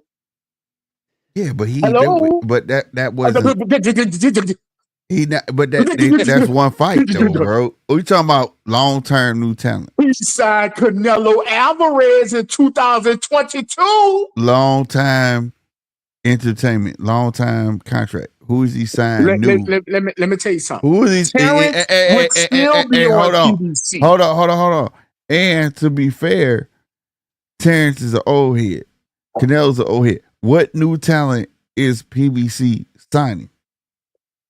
You don't need new talent. Remember the Island? Gilligan's Island? You remember that show? How they gonna survive? What you mean? How they gonna survive? They've been surviving for years. It's gonna play out at some point. Hold on. Oh, I'm glad you said that, Slick. Bro. Let me land this plane now. I promise I'm gonna let you go. They came in on a raft called Golden Boy. We know it, you know it, and everybody know it. I know that. And guess what? What Little be said? Took the keys from his ass while the fucking car was still running. Hey, bro, when you get your ass out and put gas in your car, take the keys with you. Fuck out of here, motherfucker. Anyway. Let me land this plane now. And I promise I'm gonna mute up and I'm gonna let all three of y'all go. You're saying, how they gonna survive? Oh, woe is PBC. Let me tell y'all something what's gonna happen on February motherfucking 1st. 126 weight class. Steve Fulton and Figueroa fighting for a vacant full title. Not Reggie, not no what you call him shit. Full title that's gonna be under the PBC banner. Hold on, I ain't fucking finished. Let's go to 130. Oh, this is what Mr. DJ always say, and I've been waiting on your ass. I was gonna get you March 1st, but no, I'm gonna get you tonight. Tank fighting a tomato con. No, the fuck he's not. He's fighting a champion. He's a full champion at 130 pounds that resides where? PBC. That's 2 divisions, 2 weight classes. Let's go to the 3rd weight class, 135. That would be Mr. Javante Tank Davis, who will reside at 135, our champion of the PBC. And look how intelligent this shit breaks down. It knocks the fuck out of Lamar Roach. Guess who's still the champion at 130 on the PBC? But that's strategy. Let's go to 140. 140. His name is Albert Puyo, WBC champion, 140. Al ain't finished. WBA 140 champion. That will be Mr. Jose Rayo Valenzuela. Motherfucker, we multiple fucking division at 140. Let's go to 47. Stanionis, WBA full champion. Mario Boros, WBC full champion. And what y'all call 47? That's the glamour division. I'm multiple in that motherfucker. Let's go to 54. Oh, is Jamel Cholo and Recess in WBA, WBC, and the Habibs? You can't fucking miss them. Fuck 154. Let's go to 160. What's that nigga name that just knocked out Danny Garcia with the fucked up ass haircut? Help me out, Nine. In this champion, 160, PBC. How in the fuck they on the island with they got all the goddamn real estate? I like how everyone no one gives a fuck about anyone you just mentioned, RC. Guess what? Your sport can't fucking roll without them. But are they gonna fight? Are they gonna fight outside of their comfort zone? That's your my sport point. Cannot roll with all the fucking belts tied up. Am I lying, DJ? That's the point. What kind of fucking island I'm on if you gotta DJ's come to my island and come see me? He's pissed. Come see me. You gotta come to my island and see me. Right. Are they gonna let people come see them? That's the point. Let me tell you something. You can paddle to that motherfucker. You can swim to that motherfucker. You can dog paddle to that motherfucker. You can get your raft, whether it's a life raft or motherfucking a quarter of a cruise ride raft. You can catch a motherfucking boat. But guess what? You better find your ass to me. Because guess what? Ain't shit shaking until you come to our quote unquote English. So Am you I saying? lying? So are you saying that for them to fight outside their comfort zone, that person going to have to sign the PBC? Did Shakur have to? Ain't that one a fight? bitch? Ain't that a bitch? And guess what? Ain't that a And guess bitch? what? As long as the dynamic is that 9, as long as the dynamic is that DJ, as long as the dynamic is that Slick, guess what? I'm always in effect. And it's full motherfucking effect. I'm about to mute up and let y'all talk about it. But that ain't the sport, though, RC. That ain't that's holding the sport up. That's what I'm saying. It's not holding the sport up. If you that dude, if you are him, as they say today, if you are him, then you gonna fight anybody and everybody. You're not gonna just fight body. You're not just gonna fight people in your promotion. You're gonna go outside your promotion. Well, it's got to be done like that because here I'm becoming unapologetically black again. Oh God! Or somebody else could go to Harvard, but if my black ass wanted to go to Harvard, what would I have to do, Slick? Let's be honest. Fuck up. This sports though, not education, my dude. No, this is business in America. Well, capitalism. That's what capitalism. That's why I said capital. That's capitalism. I have to create a dynamic where I have to be recognized and I have to I call that a fail safe. That's a fail safe. If my shit fail, you still gotta fuck with me. I don't give a fuck if you got all the gold and money and all in the fucking world. Just with your motherfucking ass gotta scrub that goddamn do-rag or scrub that goddamn bonnet and come fucking see. Let me ask you something, Rob. Let me ask you something, Rob. If DJ's got a chain of restaurants, it can be any food you want, right? It can be a steakhouse. Let's do chicken. Let's do chicken. Right, let's do chicken. I'm unapologetically black tonight. So I've got stupid. I've got 100 restaurants in my chain, right? 100 Popeyes. If you go into one of my restaurants and you buy a piece of the worst rancid chicken that made you sick for 2 weeks, are you going to walk into any of my other 99 stores, right, to eat that same bit of chicken again? No, you're fucking not. Hold on, DJ. Let me answer the question. Exactly what let me answer the question, DJ. Hold on, DJ. You ain't let me answer the question. I go into your restaurant and buy the most rancid, messed up piece of chicken. Guess what I got to do, DJ? If DJ done fucking bought every chicken spot in this fucking city, guess what I'm going to have to do if I want chicken? Go to the other one. Am I lying? Man. No, see, Nine's got fried chicken across the street. All right. No, DJ. We're talking that you have 100 Popeyes. I want Popeyes. I can't go to no other Popeyes but DJ's Popeyes. If I call rancid chicken at that motherfucker, I gotta go to one of them other 99, DJ. I have no choice. Or you'd start eating fucking sushi, right? I don't like sushi. I don't ever eat the shit in my life. I like chicken. Fried. Preferably, shout out to Juvenile. 3-piece whites, cold drink, small fries. This motherfucker stupid, man. This motherfucker stupid, bro. Hey, Slick, get your brother, man. Hey, man. I got him, man. And the cold drink gotta be a strawberry. Oh my God. With me. Oh my God. Man. Rob, and it better be motherfucking fried hard. Remember Get Bud? He's like, my shit need to be fried hard. Rob on some bullshit. And my motherfucking biscuits better not bit up that fucking long. When the last time y'all talked about the other? Rob on some bullshit.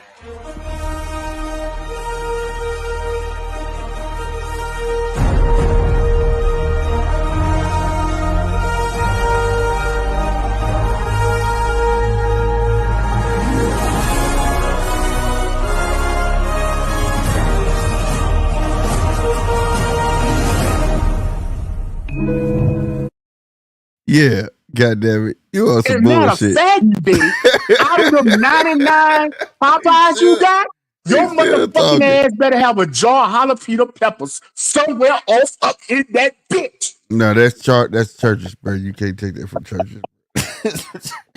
Hey man, when you start talking about Church's Chicken, man, that's Nine's territory, man. Oh, You got shit. the Popeyes You franchise. got that pepper pack. Goddamn me.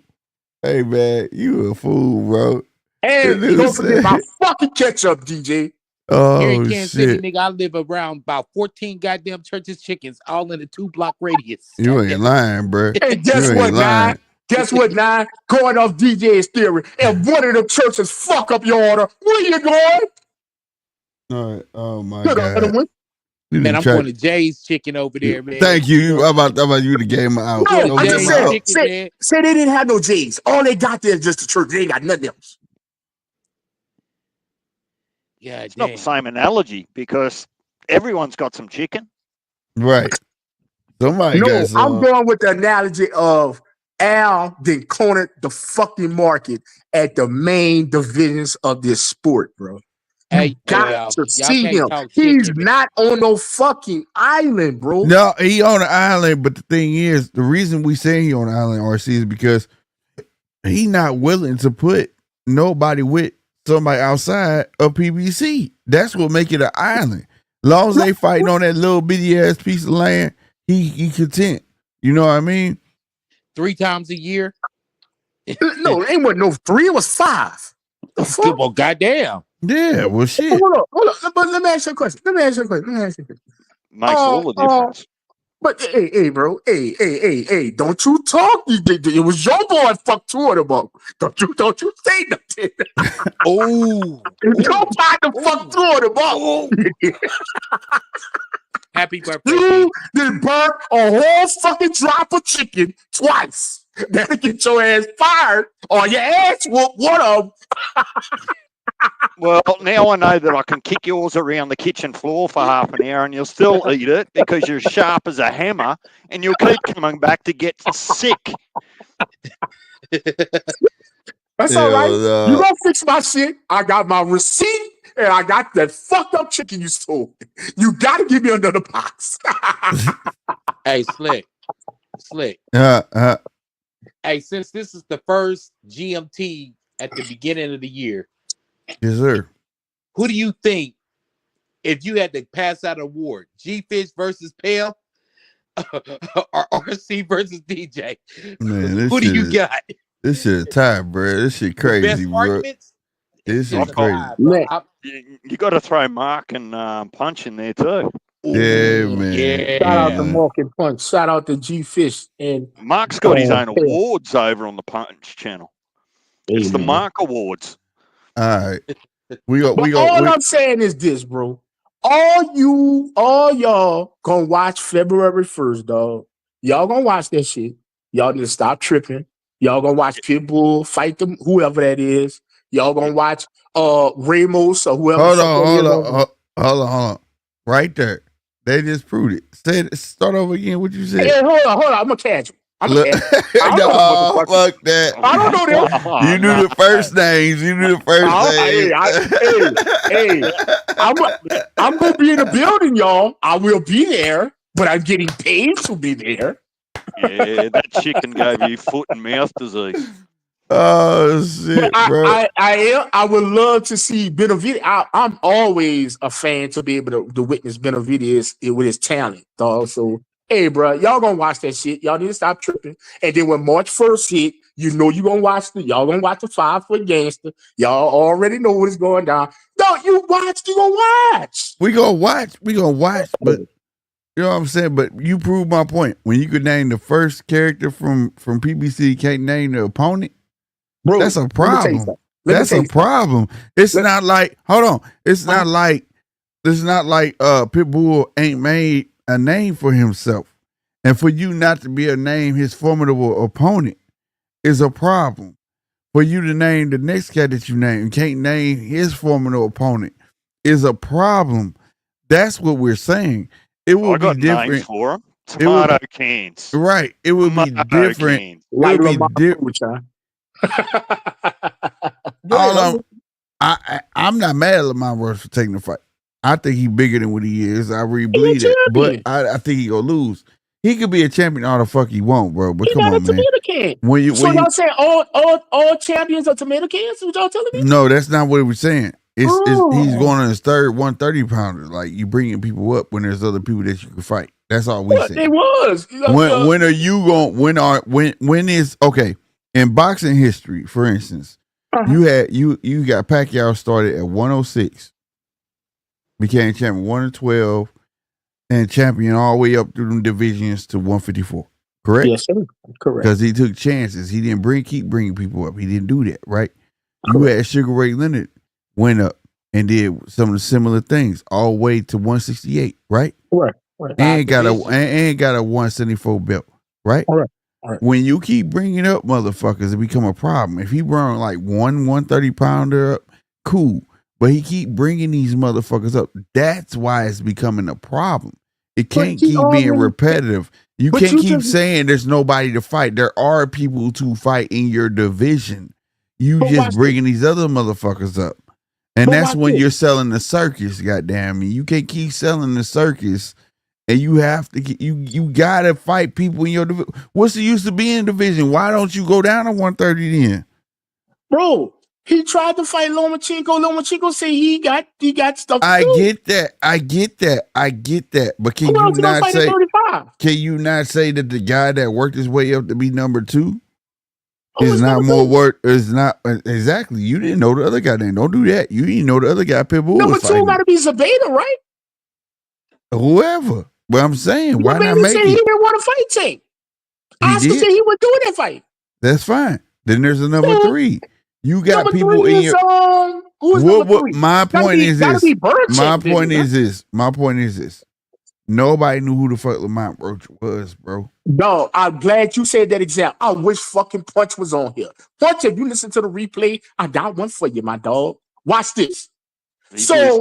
You're on my ass because I can't name Pitbull's opponent or Rainbow's opponent. Understood, right?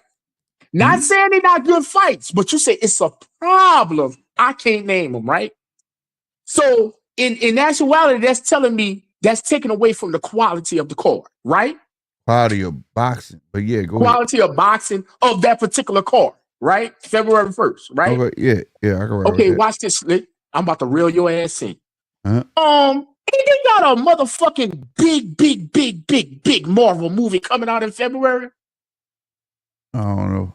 Yeah, dog. I think it's some fucking. I was sitting there watching TV with my 13-year-old, and the motherfucking commercial came on, and it was Captain America. He was the president. He was the president. And then you see Harrison Ford slam his fucking hand on the ground, and that nigga with his eyes turned red and his hand turned red. I said, wait, Darren, what the fuck going on? When the goddamn Hulk turned red? Oh yeah, damn. They got a red Hulk. They got a red Hulk. They got a this color Hulk. They got this color. I'm saying, you know what? I don't know shit about that. Does that take away from that movie, Slim? Yeah, if you don't know nothing about it. Well, certainly because one's majority of the world don't know that there's a red Hulk.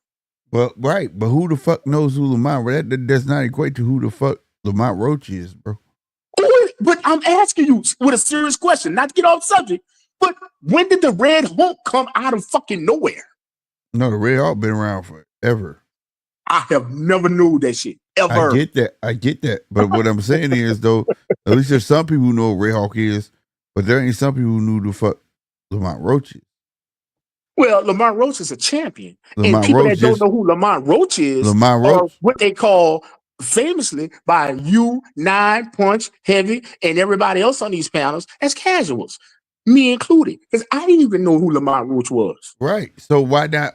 So what's the difference of him fighting somebody in his division? Are you talking about Lamont Roach? Bro.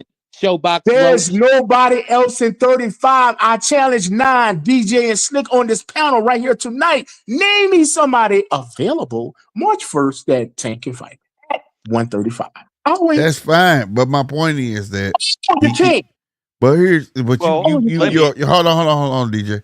You are hard set on one fighter. This is, like I said, this is multiple 130 pounders.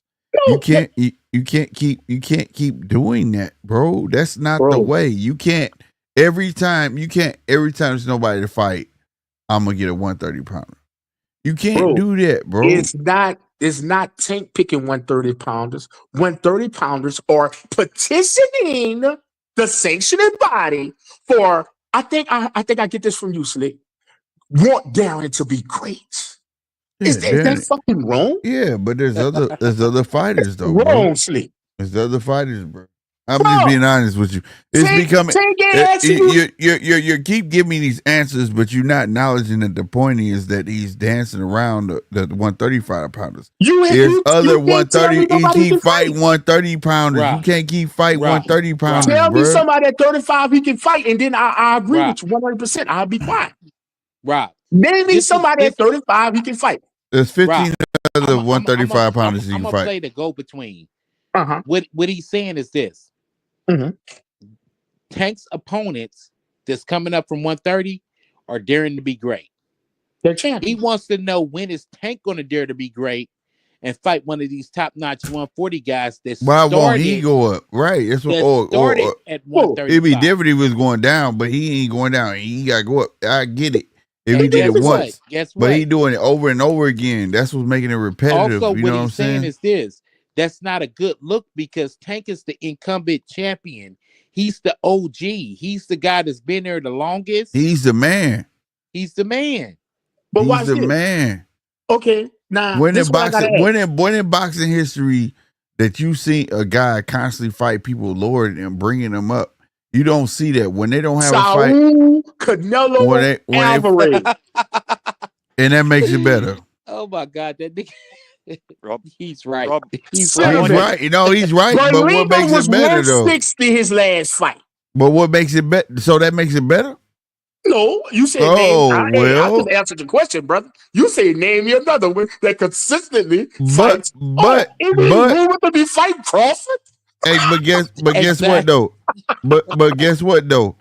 My guy went up. My guy went up and fought 2 175 pounders. And Tank went up and fought a 140 pounder. And swore to won the God, belt. and then swore to God he ain't going back. Hold up. See, you gotta fix that. You gotta fix that. Because there's gonna be some naive motherfuckers on this goddamn chat. They're gonna watch this replay. Canelo went to 175 and lost. Tank went to 140 and scored a knockout. That's the point. But guess what? Canelo didn't lose against Kovalev, Crusher. Right. He didn't lose. He did it I twice. thought y'all said he was washed. He was watched. To me, he was, Oh, well, y'all gonna count that shit? But at the end of the day, he went up twice. Whereas that man went up 140, so he ain't doing it no more. So he gonna bring up 130 pounds. He said he going up again. He gonna fight Ryan at 140. What's the problem? That's twice. Rob, That's not boxing though. That's not boxing, bro. You got yeah, and I'm only naming a few that done it. You know what I'm saying? Like 100%. Like that's the only thing. If you take yourself out of it and be like, okay, so say somebody not lining up for him to fight after this fight. Is he supposed to fight in a 130 pounder? Is people just gonna keep accepting this? So then he becomes I think he's gonna be 35 again. Right, you think, but if it doesn't line up, is he supposed to bring another 130 pounder up? Is he supposed to do that? I mean, Canelo does it officially, but right. Can I say so this? Then he becomes a new Canelo, and that's supposed to be okay. No. This is what I want to say though. What if Tank brings up who's at 26? Stevie Fulton or Figueroa, right? Wait, say it again. I'm sorry, I ain't hear the beginning. What if Tank brings up Stevie Fulton and Figueroa for his next fight? That's ass. That's ass. So Canelo would be ass bringing up Bud, right? No, Bud asking for it. Bud is asking for that, not Canelo. It's a difference. I still say that's ass. I personally say that ass. It's ass. It's ass. I agree with you, but I'm saying that the difference is you got Bud asking for that. This motherfucker bringing 135 pounders up, bro. That nigga Lamont wasn't calling for no motherfucking Tank. Tank found him. Been calling for Tank, dog, for real. He has. Bro, I watched Lamont get knocked down in his fight before fucking Tank. He was not calling for Tank. What that that's got to do with anything? He been calling for that. He even said it during the press conference. He said, "I've been wanting this fight." Yeah, he said I've been wanting it, but he wasn't calling for it. He There's had no scrap to call for it. See, we're gonna fight him. Now you acting like he's been picking run-of-the-mill 130s. These dudes got That's what it looked like, Rob. That's what it looked like, Rob. Belts, though, bro. A belt that he can't win. A belt that he can't win. He don't want to win it. He ain't asking for the belt. He petitioned for that shit. And y'all all saw the press. Let me hold on. Let me ask you. Hold on, now.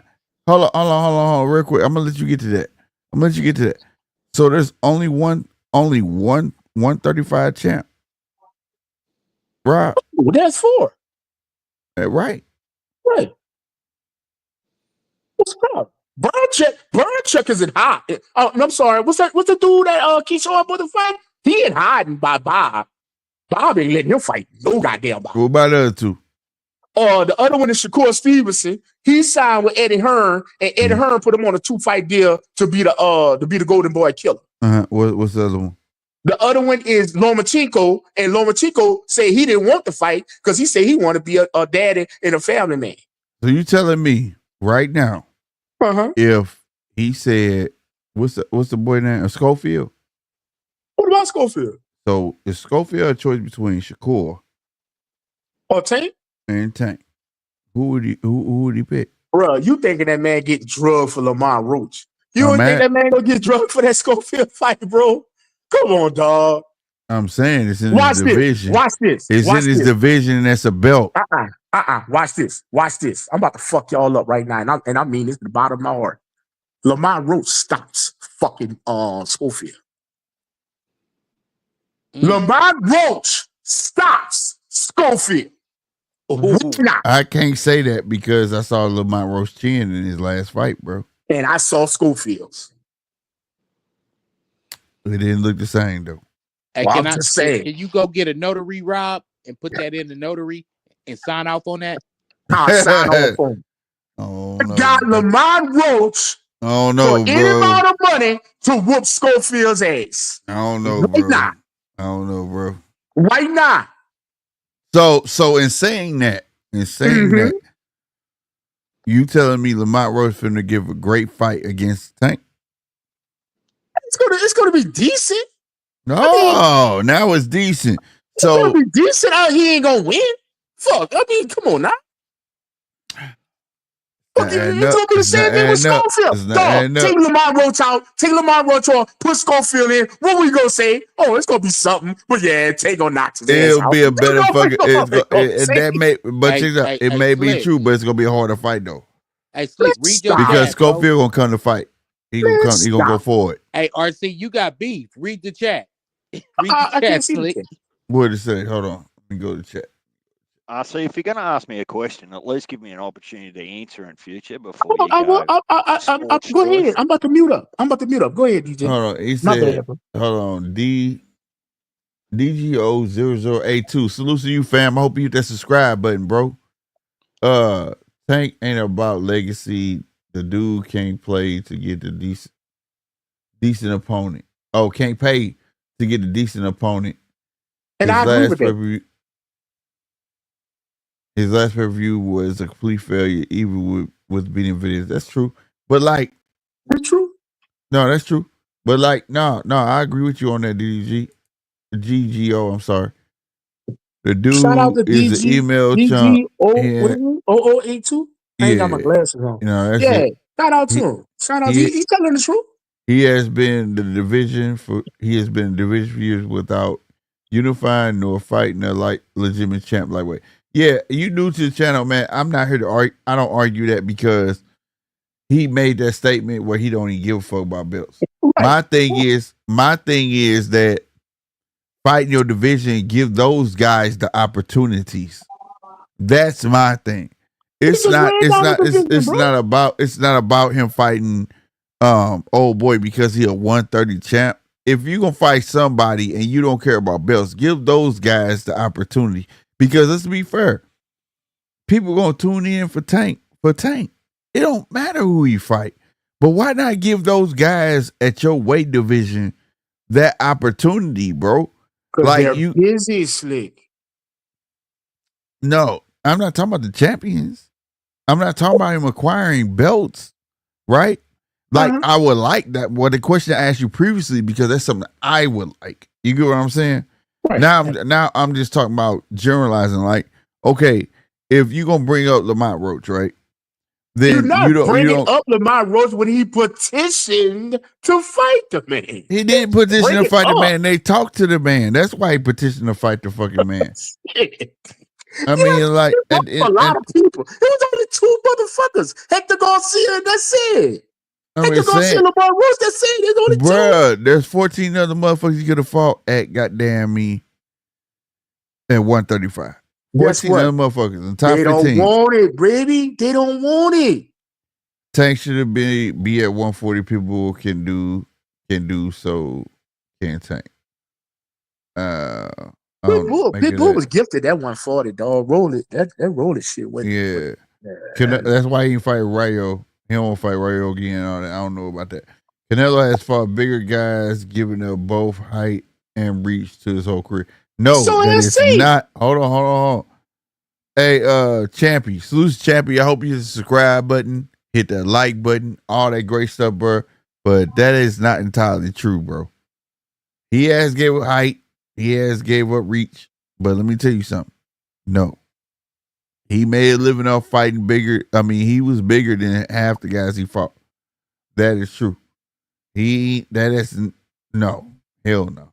If that was the case, goddamn it, that nigga would be the fucking greatest fighter of all time. Well, if he was the smallest guy in every fight. I gotta let DJ do his thing. Tank is definitely a 140 pounder. He's big, just stocky and short. Yeah, but I think he's fighting his height. I agree with you though. I think he can at least go to 140, bro. Hey, I think bro, at least go to 140. Him to come up and pop his shit, bro. I ain't even gonna lie. Champy, if you want to take the link there at the top of the chat, if you want to come in, how come Tank not trying to unify? Because Tank don't care about fucking legacy. Tank doesn't have legend status like Canelo. Quit trying to put him in the Canelo like they are compatible. Oh no, I wouldn't do that. No, it's not like that. Canelo made his career fight smaller guys though. He did. He was big. And that's the only comparison, bro. I don't compare Canelo and Tank. Right. It's only that he got the 168 where I give him okay, he's small, his height, his reach, and he making kind of easy work out of these guys, right? But before that, no. That's why people got ecstatic when he fought Triple G, because Triple G was doing the same shit. Triple G was always a big kid to be fighting at 154 and shit like that. Like them guys, when they finally bumped, they was 171 apiece the night of weigh-in. You know what I'm saying? So it was always that. You know what I mean? So like, no, I don't know. But like they say, take the link, fam. All opinions are respected over here, bro. Real talk. You might teach me something. Real talk. But no, I just want I do agree, Tank take more chances. Fuck that one, I ain't going 140 type shit. Like, you're not going to be able to live off. It's always going to be something not in tune. So if after this fight, if not a right fight line, we going to look for another 130 pounder. That's what it's starting to look like. And that's a bad look for him. But again, this is a guy who don't care about legacy. This is a guy who care about money. And that's about it. Now, if you gave me that answer, RC, then I would agree with you. But I agree. But that's the truth, though. I agree 100%. I would have never compared him like when you had made the instance with Sugar Ray went up, the other dude went up, a few other people, Pacquiao. Yeah. No, that's 2 totally different subjects. And that's to everybody in the chat as well. I'm a Tank fan, but I'm also a Tank realist. He's not going to fight nobody that's going to give him too much of a hell of a challenge. He's not going to dare to be fucking great. He's going to make his money and get the fuck out. And whenever that is. You get what I'm saying? It looks like it's coming soon, too, because he's coming off retiring already. Right. You know what I'm saying? I'm a realist. I do not, and this, like I said, everybody in the chat, I do not compare Tank with one of the greats and all that. No. It's just what I challenge is the pulling people up shit. It only happened twice. Hector Garcia, and if y'all want to say Lamar Roach, but I'm just being cunning and trying to twist words. Just keep it real with y'all by saying a lower weight class person to fight a higher weight class champion has to petition. And that's my little caveat when I'm fucking with Slick and the rest of these people that's on his channel. The top guy petition, but I mean, he could pick who he want, though, to be fair. And and it's me, like I said, me talking as a boxing purist, I can't deny, I see the talent in Tank. You get what I'm saying? I see but it'll never materialize. It's not a for me, now I'm gonna speak for me. For me, it's not a PBC talent. Like he has the talent to go outside of the circus. You get what I'm saying? And actually do damage. You feel what I'm saying? Think about it. When he fought Rolly's a big kid, bro. Rolly's a big fucking kid, bro. When he fought Ryan's a big fucking kid, bro. Yeah. He lost out on weight and on reach. You know what I mean? You know what I mean? So like if he went to 140, I think he could do some damage at 140. I really do. That's just me. Like I don't see him ever going to 147. But if he go to 140, he definitely could do some damage. Now that's me just being boxing purist. I get where he coming from, but me, when I see a guy that got like straight talent, you know what I mean? I'm not saying nothing on here to take no talent away from fucking Tank. I'm saying it because I see the talent in Tank. I don't want to see Tank fight a 130 pounder. Dude, if you ain't got him at 135, fuck it. Go find your 140 pounder and lay his ass out. I see that. But I understand from the last interviews he had, he like, man, I don't give a fuck about none of that shit. You know what I'm saying? Right. I don't give a fuck about none of that shit. What DJ got to say, man? DJ said he wanted to answer my question. I've been trying to get Oh, my bad. I got you, RC. I lost my train of thought ages ago now, but I'm not even sure what the Say question was. 8 years ago. My point is this, fellas. Earl Spence. No, we were talking about Porter. the chicken. Oh, I'm sorry, Nah. We were talking about the chicken and when I have to go back to buy your chicken. No, I see Keisha. Listen. I see Earl Keisha. Spence, Sean Porter, Keith Thurman. What makes them so different from Tank? PBC is only going to put you on one division. And that's what the fuck you are for the rest of your motherfucking life. We've seen this a million times. He'll never go to 140. Picture a motherfucker trying to get Errol Spence when everybody was calling him the big fish and man down and all that shit. Picture you trying to get this motherfucker to go up to 154. Ain't gonna happen. But that ain't true though, Nah. He went up to 140 and got a bill, bro. One and done. Right, one and done. Guess what? According to Astoria, New York, Tank is a 4 weight class. Yeah, he's 4 weight class, but my thing is that's nice. He's seen food, bro. He's seen food at 140. Mario Barrios looked like a motherfucking. He looked like a whole goddamn bum and shit out there. To be fair, Paul card. Nobody knew who he was. I didn't even know. I'm on here record live. Like, who the fuck is this cat? I didn't even know who Mario Barrios was, bro. I didn't know he had a belt. I understand that, Slick, but I got something to tell Nah. And Slick, while you're listening, and DJ, you can take it off mute because you're going to love this one. Tank is a champion at 126, 130, 135, and 140. Guess what, fellas? Go get the fucking concrete. Go get the fucking cement. Man, stop it, bro. Like I said, his way all the way up there, bro. Yeah, he did.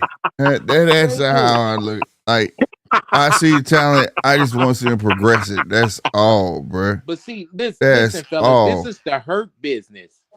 And guess what? Tank is worried about the business and not the hurt. That's all it is. Yeah. I want to see the hurt. Not just him, a lot of fighters. To be great. Yeah. I don't see a motherfucker striving to be great. Right. Rob, are you going to be okay? And are you going to still stand 10 toes down on Tank at the end of this year when he retires from PBC and gets over there with Matchroom or Top Room under DAZN. Because I want to hear that. I want to hear exactly the same love you've got for Tank in 18 months' time when he's with a different promoter, as to what I'm hearing now. Wait, hold up. Tank, get off Al Heyman contract? I'll love to fucking see it. I'll love to fucking see it. I'll be front row for that one. I ain't never seen it in my life. Closely, Rob. I ain't never seen it in my life. 3 a.m. legend. We get into it. You know, I got another birthday lick for you, bro. You know what I'm thinking, DJ? You know what I'm thinking? How Tank looking at Turkey? Remember when Earl Spence had the opportunity to return the favor and defend against Keith Thurman? And what Earl said, never in fucking life. I stand on business. And Earl still stood on that shit. He didn't give a fuck what amount of money it was. I just got some people come up in life like that, bro. They yes mean yes. They fucking no mean no, bro. Let me put this up. Where I'm from. Right. Let me say this. In the heart of Inglewood, California, blood. That's what we call them. We call them bitch ass niggas. I'm not gonna fight you because I don't like you. I don't like you, so I'm not gonna fight you. That's what we call a bitch. But Keith played him first, though, dog. Yeah, nigga, when you had like 12 fights by the grace of God. Say, dog. Man, I was the number one. Is still there. Thurman was the number one contender for Mayweather, bro. Yeah, he was. And Mayweather was talking about dropped the belt. Fight my little nigga. He dropped the belt. Fuck that. I want to fight you, nigga. Yeah, and Mayweather dropped the belt. That's how Thurman got that belt. Right. That was the WBA, right? Yep. Man, what if I call your mama a sack of bitches, talk about your kids, slap your old lady, and all that? And you be like, hey, bro, we got to run this fade. And I'm like, nah, man, you going to fight my little nigga. No, nigga, I want to beat your ass, blood. Like, I want to beat your ass. Well, hold on, fellas. Hey, salute to everybody hitting that subscribe button, man. Hey, make sure y'all let me know in the chat, man, so I can salute y'all, because we got some new subscribers, man. Salute to who hit the subscribe button. I appreciate y'all. Real talk. I like to slap PPL. I don't know what PPL or people. I don't know. Tank will weight drain you and then fight you. Mario was finna move at 147, and Tank saw he couldn't make 140 anymore. No, Tank could make 140. You know, but he did have a weight clause on Mario Barrios, but yeah, he could make 140 any day. That's not out his realm at all. Tank could make fucking 140, bro. Oh, he said he could. No, he said he couldn't. Yeah, I'm rereading it. But yeah, he said he couldn't. No, Tank could make that motherfucker. Tank could make 130. Wait, I'm trying to reread it. I ain't got it. Let me look. Hold on, let me put this on. Make it. Tank will weight drain you and then fight you. Mario was finna move up to 147. Tank saw he couldn't. He could. Oh, okay, my bad. He said Mario couldn't make 140 anymore. Yeah, I mean it is what it is, but I still think Tank can make noise at 140. I still think Tank can make noise at 140. Period. Real talk. I like for real. Again, the link is at the top if you want to come on and display your opinion more thoroughly, but real talk. Hey, you may be an expert in this. When they bring you to Astoria and they cash your hands in that concrete, is that quick creep? Is that the quick drawing? That ain't true. Nigga, I fought 4 rounders. DGO 0082. The highlight of my career was a 6-rounder. Type shit. That man said, keep it real, Tank is just another dumb fighter getting shafted by Al Heyman. The dude has rejected big deals just to stay protected in the PBC bubble. I don't know about that. I kind of agree with that. I don't know. I think he got people doing the work for him. I think that's the biggest issue. I don't think he rejects shit. I think that he just going for what they put in front of him. But you think he don't even know about some of the deals that come in? Yeah, I think Yeah. I think he really trusts his team, and then they say we think this is the guy, and he say okay. You know what I mean? I really do. I don't think he's in control of none of his own business. You know, for is that you But know what I that's mean? how it works, though, man. They say we got him, and him. Yeah, Which one you want? yeah. Yeah, You that's what say, they well, did let me go Canelo. back to my team and talk about it. Now you talking to your coaches and shit, and Yeah. your coach like, yeah, man, this is a good look, man. Yeah, I want to move on though. I want to move on to the Bud shit, you know, whatnot, and The bullshit. What bullshit? I want to get my thoughts off on this What shit?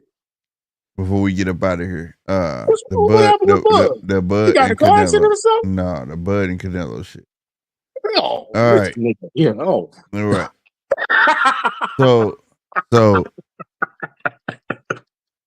So everybody think Bud and Canelo's finna fight. I'm here to say bullshit. I won't believe it till I see it. You know what I'm saying? Them hit the press conferences and this, that, and the third. But that's neither here nor there. Y'all can check other videos for that and all that shit. You know what I mean? There's plenty of them out there. But my thing is on this. For me, y'all see the background. I am an avid Bud fan.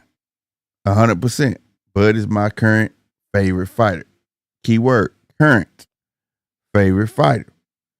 But as a Bud fan, I don't know what the fuck y'all out there talking about in this YouTube world. I don't know what y'all talking about out there in any podcast world. I don't know any of that shit. And I'm going to explain why. All right. I do believe Bud has the skills to pay the bills. I do believe he does have the skills to beat fucking Canelo. But I'll be damned if I sit here on my podcast and tell you with the unequivocally of a doubt that Bud is gonna be Canelo. I'm gonna tell you straight up and down, that's bullshit. All respects to what's my guy over on the top ranked commentator? Damn, what's his name? Tim Bradley. Tim Bradley. All respects to him. But I believe even he know. I think he's driving it because we all want to see this fight. Me, myself. But Uncle Slick gonna tell you the motherfucking real. All right? I will be... Give the homie a payday. That's all it's about. Exactly. I will be contradicting myself when I told y'all when Canelo went up to fight Bivol, right? And I said Bivol gonna win. He should win because this man going up into his house, walking in his refrigerator, and think he gonna be able to make a meal on the stove and walk out with no problem. That's bullshit. And guess what happened? Canelo lost. But guess what? It was a good Canelo loss to me because that was supposed to happen. If Terence go up to fucking 168, all right, to 168 and fight Canelo, that right hook gonna always fucking be there. Y'all don't fucking watch boxing enough for me, man. That's why I'm perpetuating. I said perpetuating. That's that liquor. That's that liquor right there. That's that liquor. You just walk away with right. That's that liquor right there. Jokes, Yeah, I fucked it all with you, didn't I? Perpetuate. There you go. Thank you. Just Perpetuate slowly. Yeah, perpetuating that because y'all not understanding. It's not about Bud's skills. All right, at that point. Once he hop in that fucking ring, y'all gotta understand. It's about how much he can withstand. It's about his endurance. We watched him with Gamboa. We watched him with Mean Machine. And y'all go back and watch them fights and tell me what fucking punch rocked his ass. Now, that came from lower weight class. I believe fought Gamboa 135, didn't he? Yeah. So that was a 130. That was a 135. A 135 guy that rocked him. What the fuck you think a 168 pounder gonna do to him? Now, I do give it to him. My guy is what? I think Canelo like 5'7". He gonna have the height. Bud gonna have the height. Bud gonna have the reach. He even got more skill, no doubt. He got more motherfucking skill than motherfucking Canelo. But Canelo's one of the most motherfucking gifted catch and motherfucking shoot motherfuckers that I know. All right? And if he can bait your ass in these traps, it can happen. He go get his ass laid out like fucking what's my guy name? Amir Khan. Amir Khan thought he was doing great. He was winning the fucking fight. He got bait in. Once that motherfucker put that high guard up and he said pop, pop, pop, that right hook came and said pop, and laid his ass clean the fuck out. Now, having said that, I'm not saying it's gonna happen to fucking Bud. But the thing is, it's a possibility. So for all y'all out there saying that Bud just finna go to fucking fight Canelo and this thing he finna walk off for Canelo, I got news for y'all. Y'all full of shit. Let me tell you something. Bud gonna have to fight the perfect fight. And I'm saying this, I hope Bud see this shit. Fight the perfect fight. Don't feed into the bullshit because y'all think he can go do that shit because y'all see every other fight where he start dominating, he start fighting you instead of boxing. He not gonna be able to do that against no motherfucking Canelo. Why everybody think like Bud just gonna jump all these weight classes? Yes, we see fucking Pacquiao go from 106 to fucking 112 to 154 and become all the champion. Yeah, that takes a real special fucking fighter. I watched fucking Roy Jones fucking do it and get his ass whooped. I watched motherfucking goddamn me Sugar Ray, the old films, the old films of motherfucking goddamn me Sugar Ray Leonard guarded 168 and get a 174 belt for a fucking bone. 175 belt for a bonus. You understand me? Yeah, it's special motherfuckers out there, bro. Yes, but let it be known that shit is far and in between. Can Bud pull it off? Probably so. But for all you motherfuckers out there putting that shit like it's fucking simple. No, that shit not fucking simple. I don't give a fuck. Canelo, I don't give a fuck what the fuck you say. Did you see how he put Edgar Berlanga, that young motherfucker, on his ass? With one right hook. Sit your bitch ass down. Coming off a jab. And Berlanga was about 200. I like the appeal to the chat, man. Like, you had a guy that started at 135 that moved up to 168. It's happened before in history. Yeah. And he fought the top guy at 168. That guy was named Vinny Pazienza. And he fought a guy named Roy Jones. Preach, nine. He couldn't even touch him, bro. I'm telling you. So my thing is this. Just know, all of us Bud fans, you gonna be on fucking pins and needles watching that fucking fight. It's not gonna be fucking easy, bro. Don't get it fucked up. It's a difference between picking a fighter to win and rooting for a fighter. I will very much so be rooting for Team Crawford if that fight happens. If that fight happens. Right. I'm going to be rooting for Bud. My fingers going to be crossed and all that other shit. But do I think he's going to win?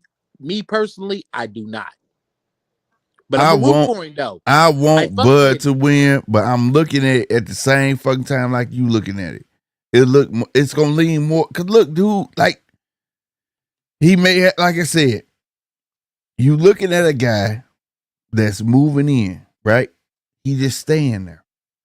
Canelo lives there, bro. Canelo lives there. In the chat, bro. This nigga like talking about Taylor Swift in a thong and shit. No, get that dude out of here. Shoot. Hey, anybody got hey, Chappelle, you got to rinse. Hey, Shula Johnson, bro, you can't be doing that, bro. Shoot that nigga, snipe him. But cause that thong word get me hemmed up. You can't be saying that shit in here, bro. Real talk. Take him out. I just feel like people don't, like I said again, people don't watch boxing. There are special cats that can do this. There are special cats that do it. I'm not saying Bud not special. I believe he is. Like I said, you see the background. You know what I'm saying? Like, I got the glove sign, all that shit. You feel me? I really believe in him. But my thing is when people just trying to like, I can't say a word while I'm drinking, but put shit in a box like, oh, this is Canelo. This is this. Let me tell you something. This motherfucker Canelo got a right fucking hook from hell. From hell. And we know how Bud fight. Don't laugh at me now. I hear you laughing at me, bro. Like, I'm supposed to be mute, nigga. Motherfucker. I was trying to say, It's man. Everybody in the chat, man. Salute Slick, bro. Hey, y'all 16 motherfuckers need to go ahead and finish so that man can get the 1.5. This man For is real, for real. clearly entertaining you niggas and everybody. I'm just saying. Everybody with his blood alcohol level clearly over the fucking limit. Yeah, that motherfucker at 12 right now. Goddamn me, you hear me? Fuck the 8.5 limit, nigga. That shit way above that You shit. be 3. Hey, nigga, I bet you can't touch your nose and turn in a circle Nah, at I the same can't. time. I can't do it. I'm a It's fall. alphabets backwards. I'm a fall, Hey, on bro. the I'm a dead guys, fall, bro. You can't do it. I'm nigga. a fall, bro. I ain't gonna lie, bro. I ain't gonna lie. And then for all you fuck niggas out there talking about, oh, he fighting Bud next. Y'all don't know. Let me tell you something. He gonna fight M. Billy or William Skull. And we reported that William Skull took the step aside, man. Now William Skull like, fuck that. You gonna talk to me. And now M. Billy up there.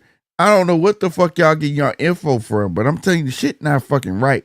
And at the end of the day, if you look at the criteria of a Bud and a motherfucking Canelo, that shit is a match made in fucking hell, goddamn me.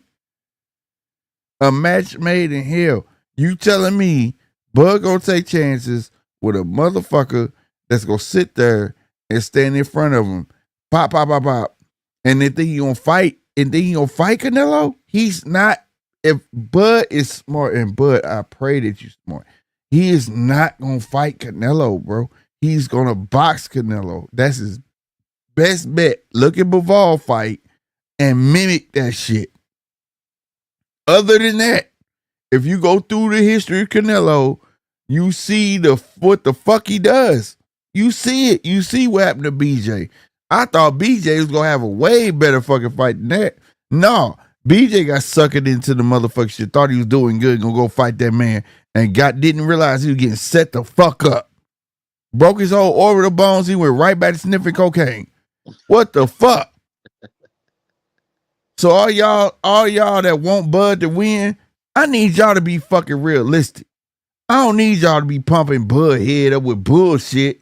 I need y'all to be real, bro. It's Let them know between picking a fighter and rooting for a fighter. Man, I want the man to fucking win, but understand, he jumping from 154. 154. Again, Pacquiao went from 112 each weight division. No skip, right? No skip. That's why A division what? Champion. Right? No skip.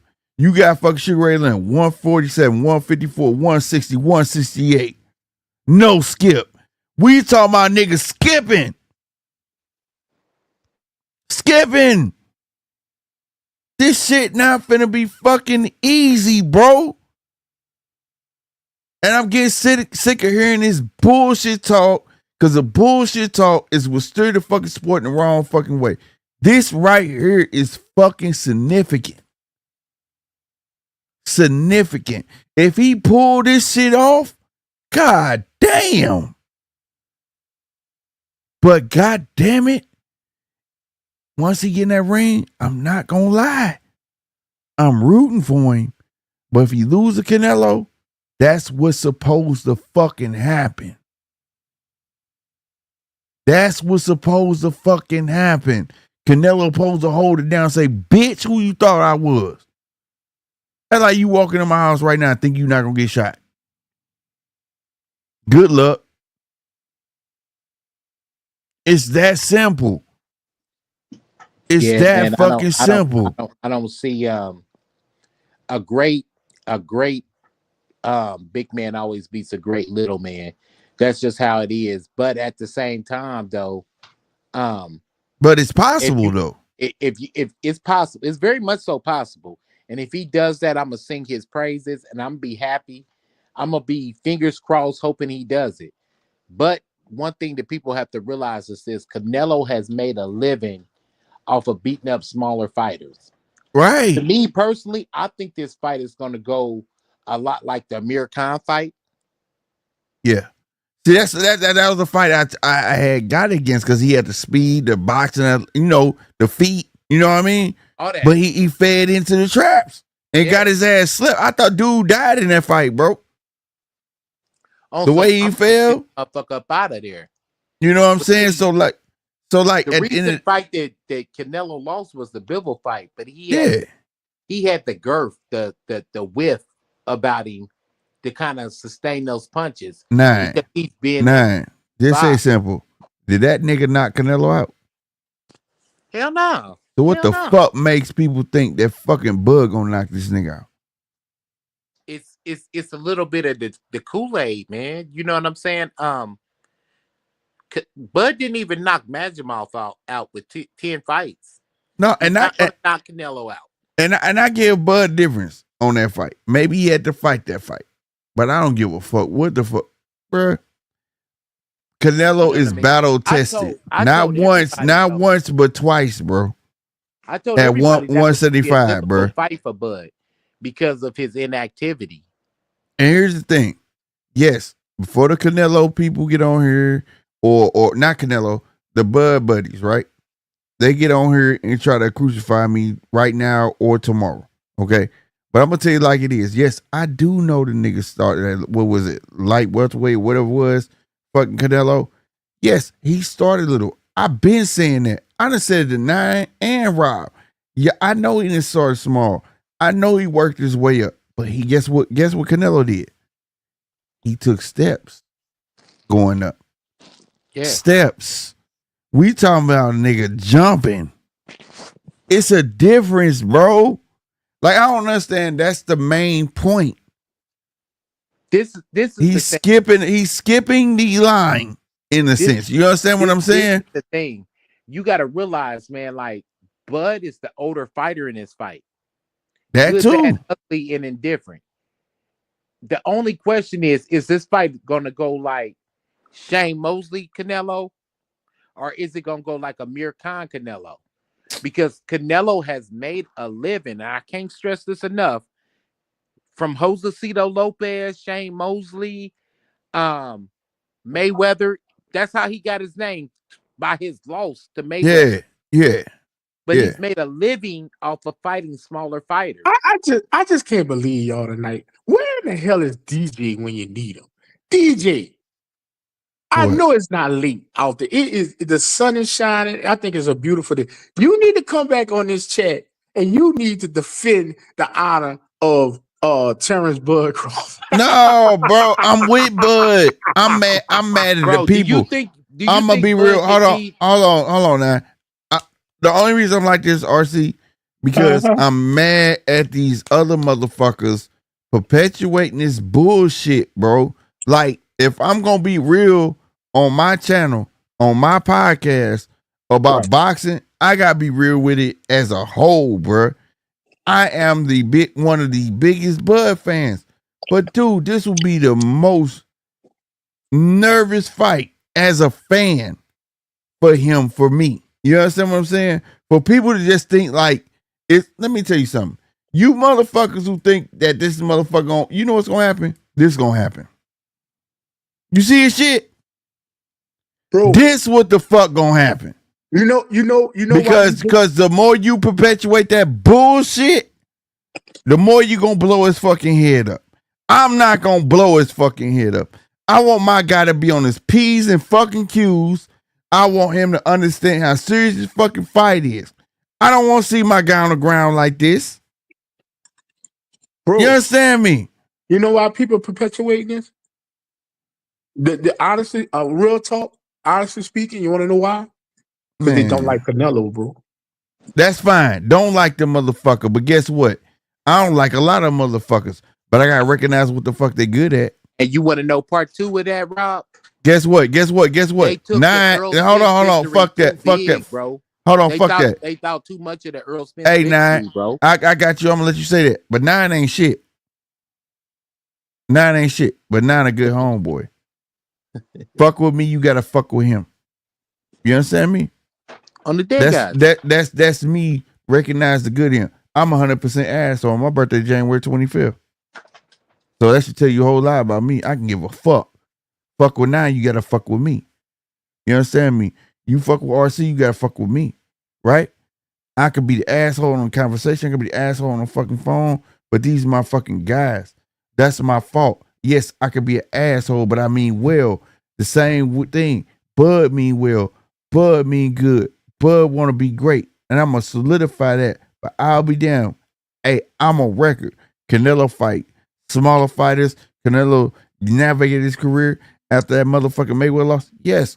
But can Canelo punch? I got to fucking recognize that. Can Canelo set traps? I got to recognize that. Can Canelo, do Canelo got ring IQ? Yes. I have to recognize that. I cannot deny what the fuck I know because I don't like motherfuckers. That's what make a lot of people pussies. Because y'all let emotions get in your way of fucking facts. Facts are fucking facts. Me and Nine can get into it today. Nine called me tomorrow, said this motherfucker fucking with me, and I guarantee you he'll tell you Slick gonna be here. Because that's fucking facts. I'm not gonna let emotions get in the way that's still my homeboy. Because you know why? That's a fucking fact. Facts. So at the end of the day, that's all I ask of people. Like, facts are fucking facts. If you think, I'm gonna tell you something, bro. When y'all, the people that's saying this shit, y'all really thought that Canelo beating Bivol beating Canelo was an upset. That was not an upset.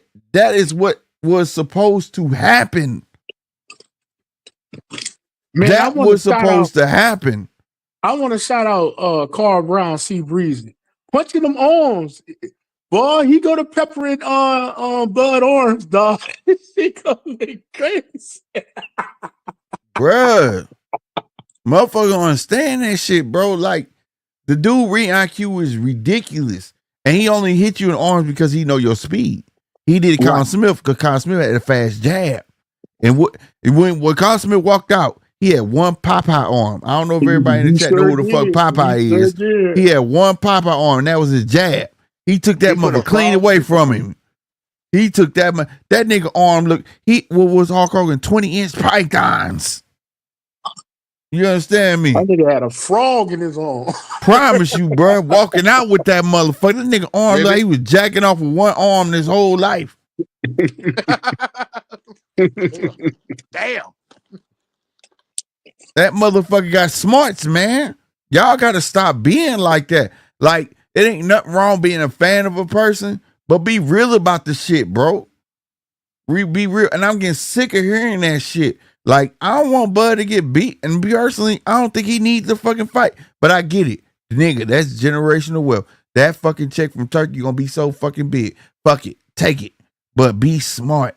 Look at that Bivol fight. Bivol didn't fall none of them fucking traps. Even Bivol, a 175-pounder respected fucking Canelo. Yep. Yeah. It wasn't the power. It was the traps. It was the IQ. It was the smarts.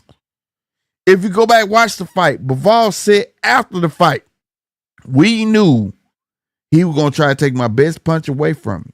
That's why I kept my body a certain way, so he couldn't punch me in my fucking shoulder. He couldn't punch me in my elbow. He couldn't punch me in my arm. But you know what, Slick? And I'm gonna speak to you and RC. Because this has been said in so many Speak to the words world, for man. y'all. Speak to the world, bro. I know you two men have walked through fire for y'all kids. Facts. But guess what? It's nothing for Bud to fight Canelo for your kids. That's generational wealth. I promise you. I get that motherfucker and go ham on Canelo. I don't give a fuck. I can say this. I can tell people this. Go back and look at Canelo versus Caleb Plant. Caleb Plant was a hell of a boxer. Yeah, he's still a hell of a boxer. It's just that in this game of boxing, sometimes motherfucker got your number. Yeah.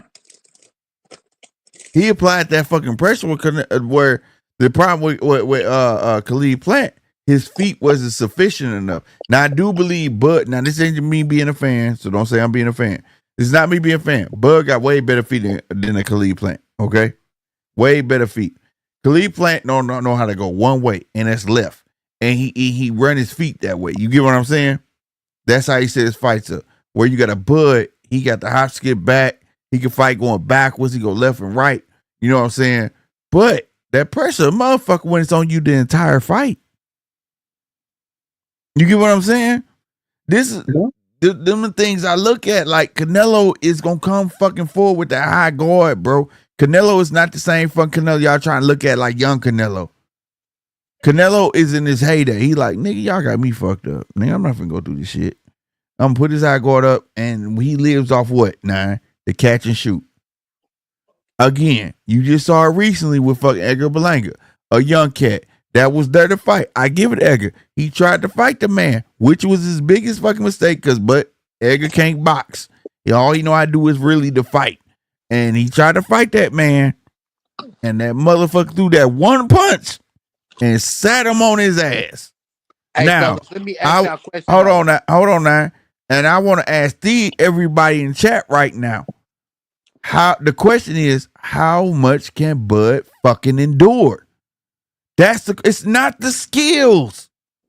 It's not the fucking skills. I done see how much Canelo can endure. How much can Bud fucking endure? I watched him get rocked at 135. I watched him get rocked at 140 with Mean Machine. Now you talking about going 168. If he catch one of the fucking right hooks, which we know he drops that fucking left hand, do we not know at 9? Don't Bud drop it? He destined to fucking get caught with it. My question too. That was the question I was gonna ask too. He destined to get caught with a right fucking hand. He gets cocky. He think he do good. He think he gonna go in and fucking for the kill. And that motherfucker throw that right hand. And I'm telling you, Canelo throw one of the most perfect right hooks. If you don't know, this ain't a right hook. See, y'all out here with this. That wide shit. Ooh, right hook. No, Canelo do this. He turn it over. He coming with it. Like this, nigga. It's like a hammer. Yeah, bro. He coming with it, bro. It's gonna boil down to what the fuck Bud can endure. I can guarantee you, everything Bud gonna throw, fucking Canelo could take. I'm a guarantee you, hold me to whenever this fight comes to fruition. Canelo could take every punch that fucking Bud can throw. The problem is, can Bud endure what the fucking Canelo gonna bring? I'm talking about feet. The fucking little poke jab he do with the fucking left foot. All that shit. Y'all not seeing. I'm telling y'all, go do your homework on Canelo. Don't watch who he fighting. Just watch Canelo. And then go watch a Bud fight. And then put them two together. I guarantee you gonna say this is a fucking problem. I guarantee you it's one of them. Fucking Einstein couldn't solve that shit. I don't give a Bud come out southpaw. It's one of them, bro. It's one of them. And if you want to sit here and tell me I'm dumb, hey, fine, you can say that shit, but I hope you bring your ass back when that fight fucking happen. I hope you bring your ass back for I'm telling you. And if Bud win, I'm oh my God. Like I say, you see shit behind me, nigga. This shit real. Signed glove, signed magazine, everything. I'm a big Bud fan. But above Bud, you know what it's called? Fucking boxing. I'm a fan of fucking boxing, bro.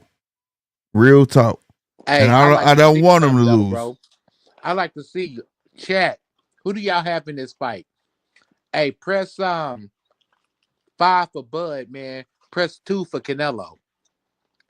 I like to see what the chat say. Who do y'all have for this fight? One of my biggest concerns, 9, is that, well, first of all, I'm not really getting too into it until they've actually signed the contract, to the best of my knowledge. Exactly.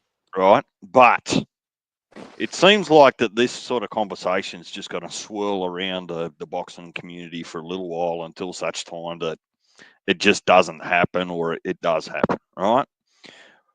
But I've noticed with Bud that once someone does lean clean, if he is able to actually survive it, he gets that mean streak in him. And that's that ego and that mean streak that I think gets him in trouble with Canelo. Yes. Because for that moment, that 30 seconds or that minute in whatever round, if Canelo hits him with something that he doesn't enjoy and he wants to get his get back, that's where I think he's vulnerable. That's where I think Canelo can actually really unsettle him or worse. I agree with you, DJ. But Look, I also look at it this way. We're talking about a bloke that's got a boxing IQ above most others, if not nearly, it's definitely in the top tier of boxing IQ. I've got to give respect to the man to say that if he, out of all people, would know whether this is a bad idea and he's putting himself in harm's way, even if it is for the biggest bag ever. Now, we don't want to see another Jamil Charlo Canelo fight. We definitely don't want to see that. I don't think we're going to see that. But there's got to be a happy medium. There's got to be wanting to get some points in, wanting to get some shots in, but also being very fleet-footed and not getting suckered into some of those traps. Right. But, bottom line is that if I'm going to be unselfish and a fight does come for both of them, like Canelo and Bud, for what they've done in the sport, why wouldn't you give them both the opportunity to get that bag? That's all it's about is the bag. There's the bag. And when you're talking about PhDs, guess what? Canelo went to the school of hard knocks. Shane Mosley, Cotto, Laura. He got some names. Right. You can't deny the names. When you fight those guys, even if they have an advantage on certain things, that's how boxing is. After the fight, when you contemplate that shit, you say, damn, that's what this guy did to me. That's how he got it off. And that's how you get better fighting top opposition. You say, damn. And then next thing you know, your next fight, you doing the same thing that this guy tried on you in your next fight. So Canelo's got a PhD in boxing, man, too. Yeah. So like, how did you see a Canelo going to 175 and tango with them cats and think he finna have a real problem with a guy skipping the line? Like when I say skipping the line, not people, but skipping divisions and jumping straight to 168. Ain't never had a fight at 168. Don't know how I feel to even move at 168. He's skipping the line. Don't say that shit. No. In a sense. But what I'm saying is, you know what? You right now. I mean, you right, Rob. He's skipping people. He's skipping weight divisions. He don't know how to fucking feel to even fight at that motherfucking weight. You understand me? Bro, that's some shit that Pacquiao didn't even do. Pacquiao didn't skip the line. He went to Sugar Ray didn't do that. Sugar Ray didn't do that. One time at 140 and then moved up and fought De La Hoya. This shit crazy. Yeah, bro. That's what I'm saying. That's why I broke up the old fights. Like for people to understand when they saying, oh, Sugar Ray Leonard went to 147, 154. Nigga, I know that. You get what I'm saying? I know the people who did it, but they took steps. They didn't just, the only other person I saw that did that shit was Roy. Went up 20-something pounds. And that's a special ass dude. But if Bud that's special, I promise you God, salutes to him. I swear to God, I will give him all the praise in the world. Like I said, I'm the biggest Bud fan. Y'all gonna hear from me. Trust me. But hold on. Let me finish. Shit, bro. But I cannot sit here in front of the audience that I don't have the same butterflies that I had when Roy went to heavyweight and fought Ruiz. I cannot. I thought Ruiz, I said, this nigga gonna do what? He going to who? Because the who record? Why is he trying to do that? Oh, man. Ruiz gonna fuck around with hands on. You understand what I'm saying? Like, I felt that way. I can't help but feel the same fucking way. You understand? So at the end of the day, if it goes to Terence Crawford, it does. I just cannot stand for people to sit there and act like this is a fucking cakewalk. This is not a cakewalk. I don't give a fuck Canelo ain't slept nobody. Nigga, you not finna say he knocked nobody down. And let me tell you something. We all know in boxing, you can attest to this. When a motherfucker get knocked down late in their career, it do something to him. It breaks him. Does shy, bro. It breaks him, bro. I got a question. I want to give a shout out to DJ for coming back on the panel. DJ, this question for you, and I promise you're going to answer this one. Do you think Terence Bud Crawford should get a warm up at 168? I think the time's not on his side. I get the feeling, and I don't have inside information, but I get the feeling at the moment that Bud's trying to make some hard career decisions. Do I step left and get back in at 154, right, while I'm waiting for a potential Canelo opportunity? How long does he wait for that? That's not indefinite, right? Or if he doesn't get the Canelo, does he actually then just go and retire? So in answer to your question, I would say, look,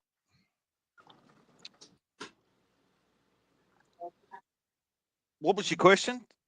The question is, should he get a tune-up at the weight class of 168, which is super middleweight? I don't think it's going to matter to him. I don't think it's going to matter. And the worst part of that comes a little bit of a risk. He won't be able to get a high-priced fight at 168, in my opinion. Like Turkey will throw in a bag, right? Shit, Benavidez. But shit, Benavidez is at 175. But he's finna fight. He'll come 175. He'll come down. He talking about going to cruiser. But listen to me. He'll come down and fight Crawford for a turkey bag. But see, I don't think it's about actually Canelo. I think it's about the money, the final nail in the coffin to say, right, my career's done. I've got that generational wealth and off I go. I actually don't.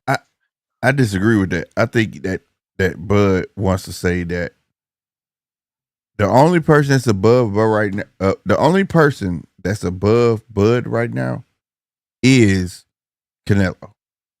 And I think it's an ego thing. I think Bud wants to take out the man, so you cannot deny him that he was the guy of his generation. And I don't disagree with that, Slick. I'm just trying to answer Rob in saying that the way I feel about him needing a tune-up is neither here nor there, right? Because time's not on his side. If he had another 2 years, he could go and acclimate at 160, have a fight there on the way up. Then he could actually go into 168 and try and get acclimated there. But bro, sometimes less is more. Not to cut you out, Deej, but sometimes less is more, bro. Man, nigga, if you're gonna leave, and just let the fans speculate and romanticize about it. Just like what we do when we talk about Ray Leonard versus Aaron the Hawk Pryor. Just fall back, bro, and just because this right here is not what you want. I'm telling you, a guy that made his living off of fighting smaller fighters. Do not become Tommy Hearns versus Hagler, bro. Do not do it. This will be 100% if he gets this fight, his swan song. No lie. And it could linger for a long time. Slits the Brooklyn hit. AC, what's good, bro? Carl Brown, man. Salute to you hitting that subscribe button. I really appreciate all 4 y'all to hit it, man. I keep telling y'all, if y'all hit that subscribe button, put it in the chat, man, so I can get y'all your love. Salute to y'all, man. Hey, Steve, salute, bro. Y'all know we trying to grow over this way, man. My birthday, January 25th, bro. We trying to bubble over this way. We promise you, get this great content. Juan Pablo Lugo says, Super Bud. Hey, you ain't lying. If he win, that's who he is. Fucking Super Bud. No lie, Juan. No lie. But I'm a Bud fan, and I think we all in agreement. Like, this is a tough, grueling fight. You know what I'm saying? And if he gets this fight, it's going to be crazy. Will it be made? I doubt it. You know what I'm saying? I doubt it. And then you got to think about the layoff that he's finna take. I'm still not even sure if even if Canelo was to win that fight, I'm not sure that Canelo doesn't retire off the size of the bag. You're right. Never right. Half of that again. Right? He can't retire, DJ. He can't. Why? Because they gonna drag him for beating up a small 2-weight class lower fighter. You think he got dragged for the Cholo shit? He gonna get dragged for that. He can't retire off that. He can't. How much do you actually care when you've got hundreds of millions of dollars worth of? To be fair, but that don't mean shit either. That don't mean shit. I'm gonna say this one thing, Slick. I'm gonna let you go. I promise. All right. The biggest fight for Canelo, the biggest bag, even bigger than the Crawford bag, is the Benavidez fight, bro. Fuck that. Not with, He's not not gonna with leave. PBC. You took the words out of my mouth. He was gonna get dragged regardless because the Benavidez fight, bro. Right. If you But- fight Crawford, you have to fight Benavidez. But that fight is gone because the only way that fight happens if Canelo put a rehydration clause because he kind of proved Canelo right. You know what I'm saying? He could blow up to whatever. You know what I'm saying? But at the end of the day, but he was gonna get dragged or that regardless because he was not going to let nobody step on his legacy. And Benavidez would have been that one that had the greater possibility to step on his legacy. You get what I'm saying? Right. But he can't retire off a Crawford win. He can't. Well, what do you It's mean? not closed. Brooklyn hit the chat. The link is at the top of the chat. AC. And just on that, the link being here, Heavy Bag. If you're still listening, this is a one night only where RC's come out of temporary. One night only. Hell, shout out to T.O. nigga. So T.O., if you need a piece of RC, tonight's the night. One night only. Get your big goofy ass up here. Right, facts. It hit the bag, motherfucker. I just put the link. I just put the link in there. Ass in this motherfucker. Yeah, nigga, we gassing you up. Yeah, man. I know I went a bit of a rant, but it's just a lot going out there. Like, come on, bro. We all want to fight. We all want it to happen. I do. I want it to happen, but at the end of the day, I don't want that. I don't want it to happen under false pretense where people blowing his head up and this and the third. You saw Deontay Wilder bleeding all his fans. You saw what happened to him. I want him to take this shit serious as fuck to the highest. You know what I'm saying? AC, salute. What's going on, bro? What's good with you, man? Salute to everybody on the panel. Salute to my boy DJ. If I got your name right over there you're in good. Australia. So I want to say this. Soon to be moving to Las Vegas so I can keep Oh, a keen okay. eye on RC. I know he's lying. I know he's lying. I'm just gonna say this. I was never a fan of their weight classes for a reason mentality. Because you have fighters throughout boxing history that have completely dismantled that. When you look at the heavyweight division of nowadays, you had both a Deontay Wilder and a Alexander Usyk, who pretty much all of their opponents came in bigger. When you're talking about the heavyweights, at least 50 pounds heavier than the guy. So it's not like Canelo and all of that is that much bigger than Terence Crawford, and Alexander Usyk showed that size just doesn't matter. I don't give a fuck how much weight you put on. It's the skill. So if you got hands, you can beat this shit out of just about anybody. It's just a matter of once they grab you, that's when size really matter. When it come down to wrestling and heavy hips and shit like that. But in boxing and just throwing hands, no, I'm not gonna go with that. But I've given my keys to victory on both fighters. You feel what I'm saying? Well, it's a mirage anyway, and I actually agree with part of that, not all of it. Some people have got the skill and the ability to fight heavier, taller, bigger. Not everyone, right? Yeah. Do you look at a fighter like Sam Langford from back in the day? Sam Langford. Yeah. But what I'm about to allude to is that the weight is only on paper, and that's the mirage that happens now. Yeah. It used to be about making sure both fighters were the same weight on fight night, but because of the same day weigh-in doesn't actually happen. Well, does that ever happen anymore?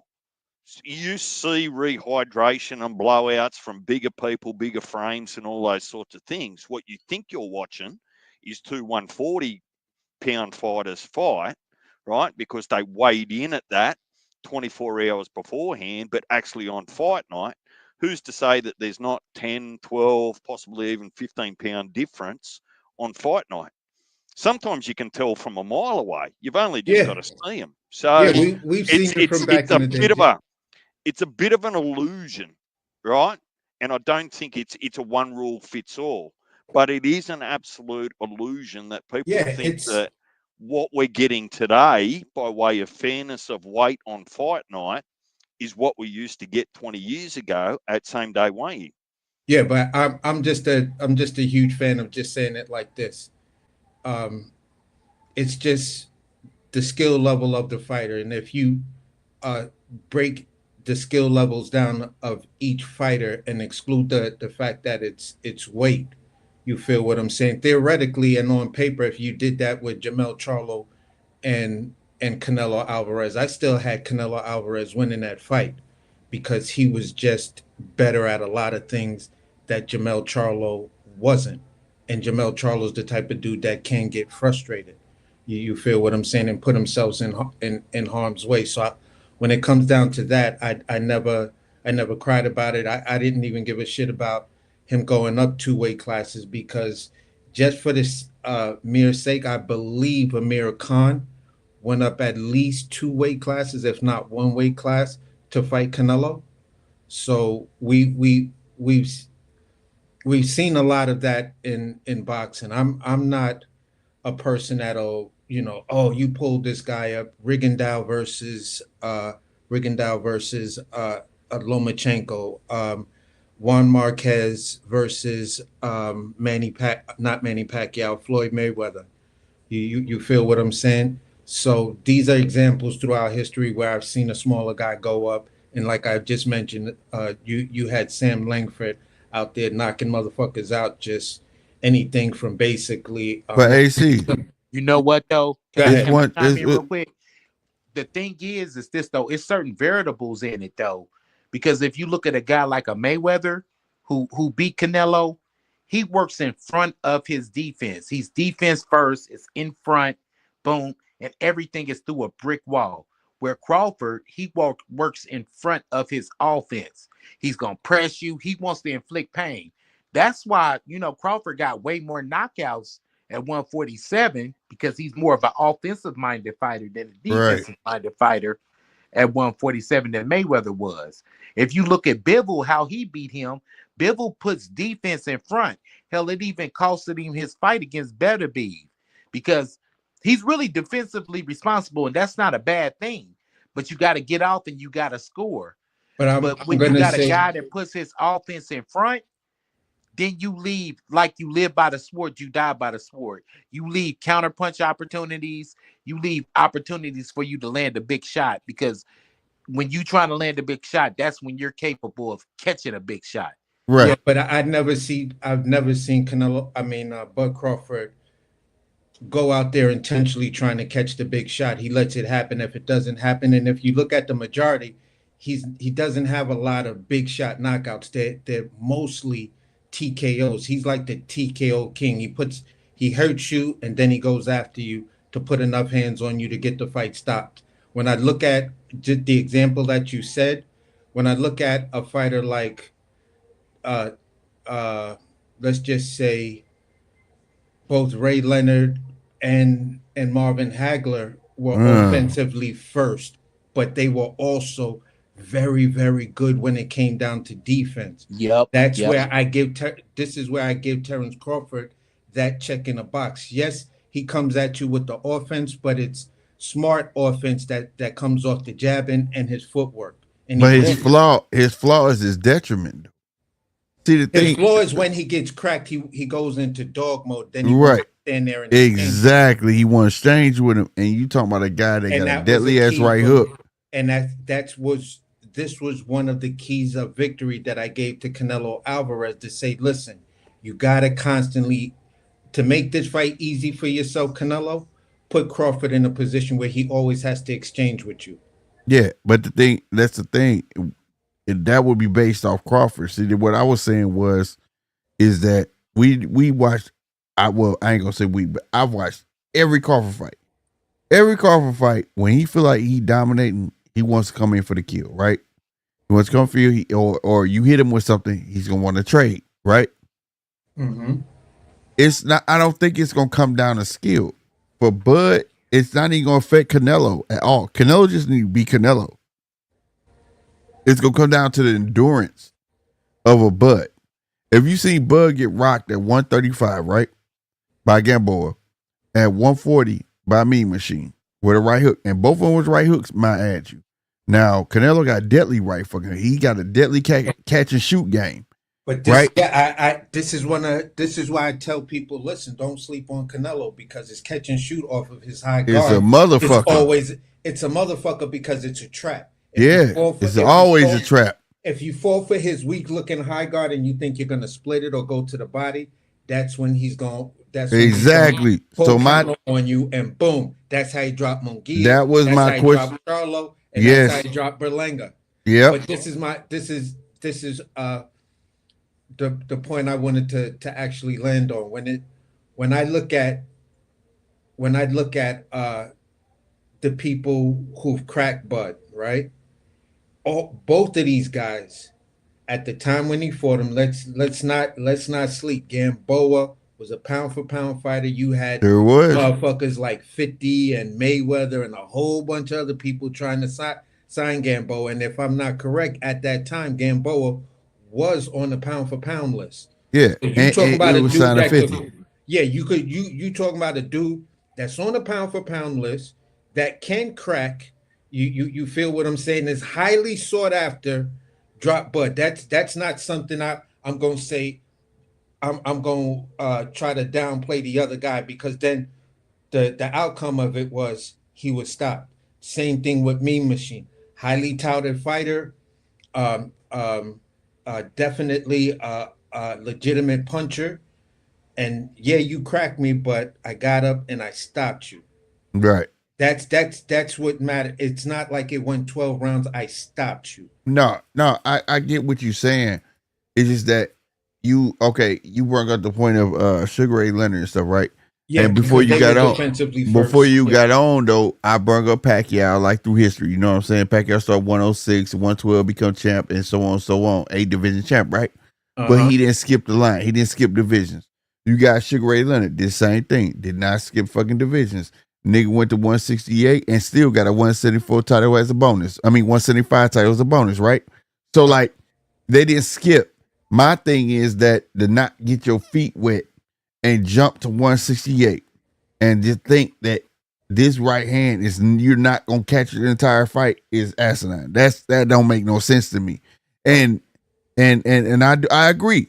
Like I said, you see behind me, I'm one of the biggest, man, I got shit signed by Terence, bro. Like, I'm in this era, I'm one of the biggest Terence fans.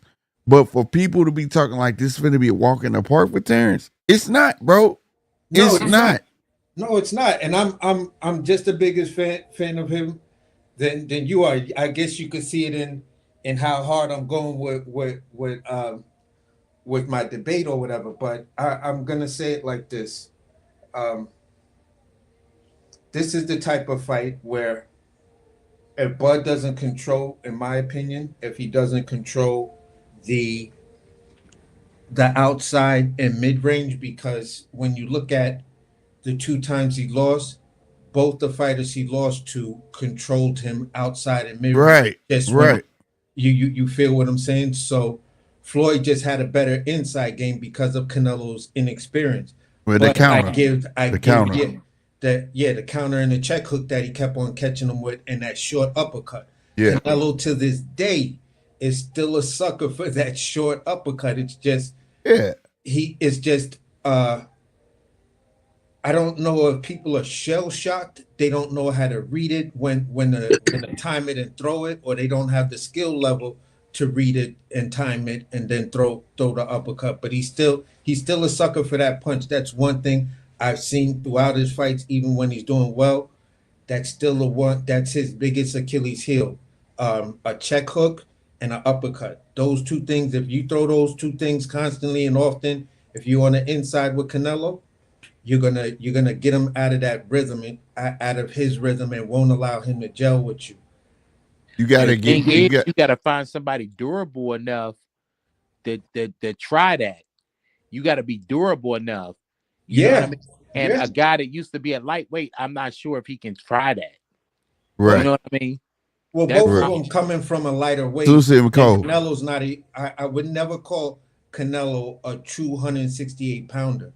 he grown into that weight. Yeah, that's what I was saying about he fought at lightweight, Yeah, coming up from 47 and going up there. Yeah, Oh, yeah.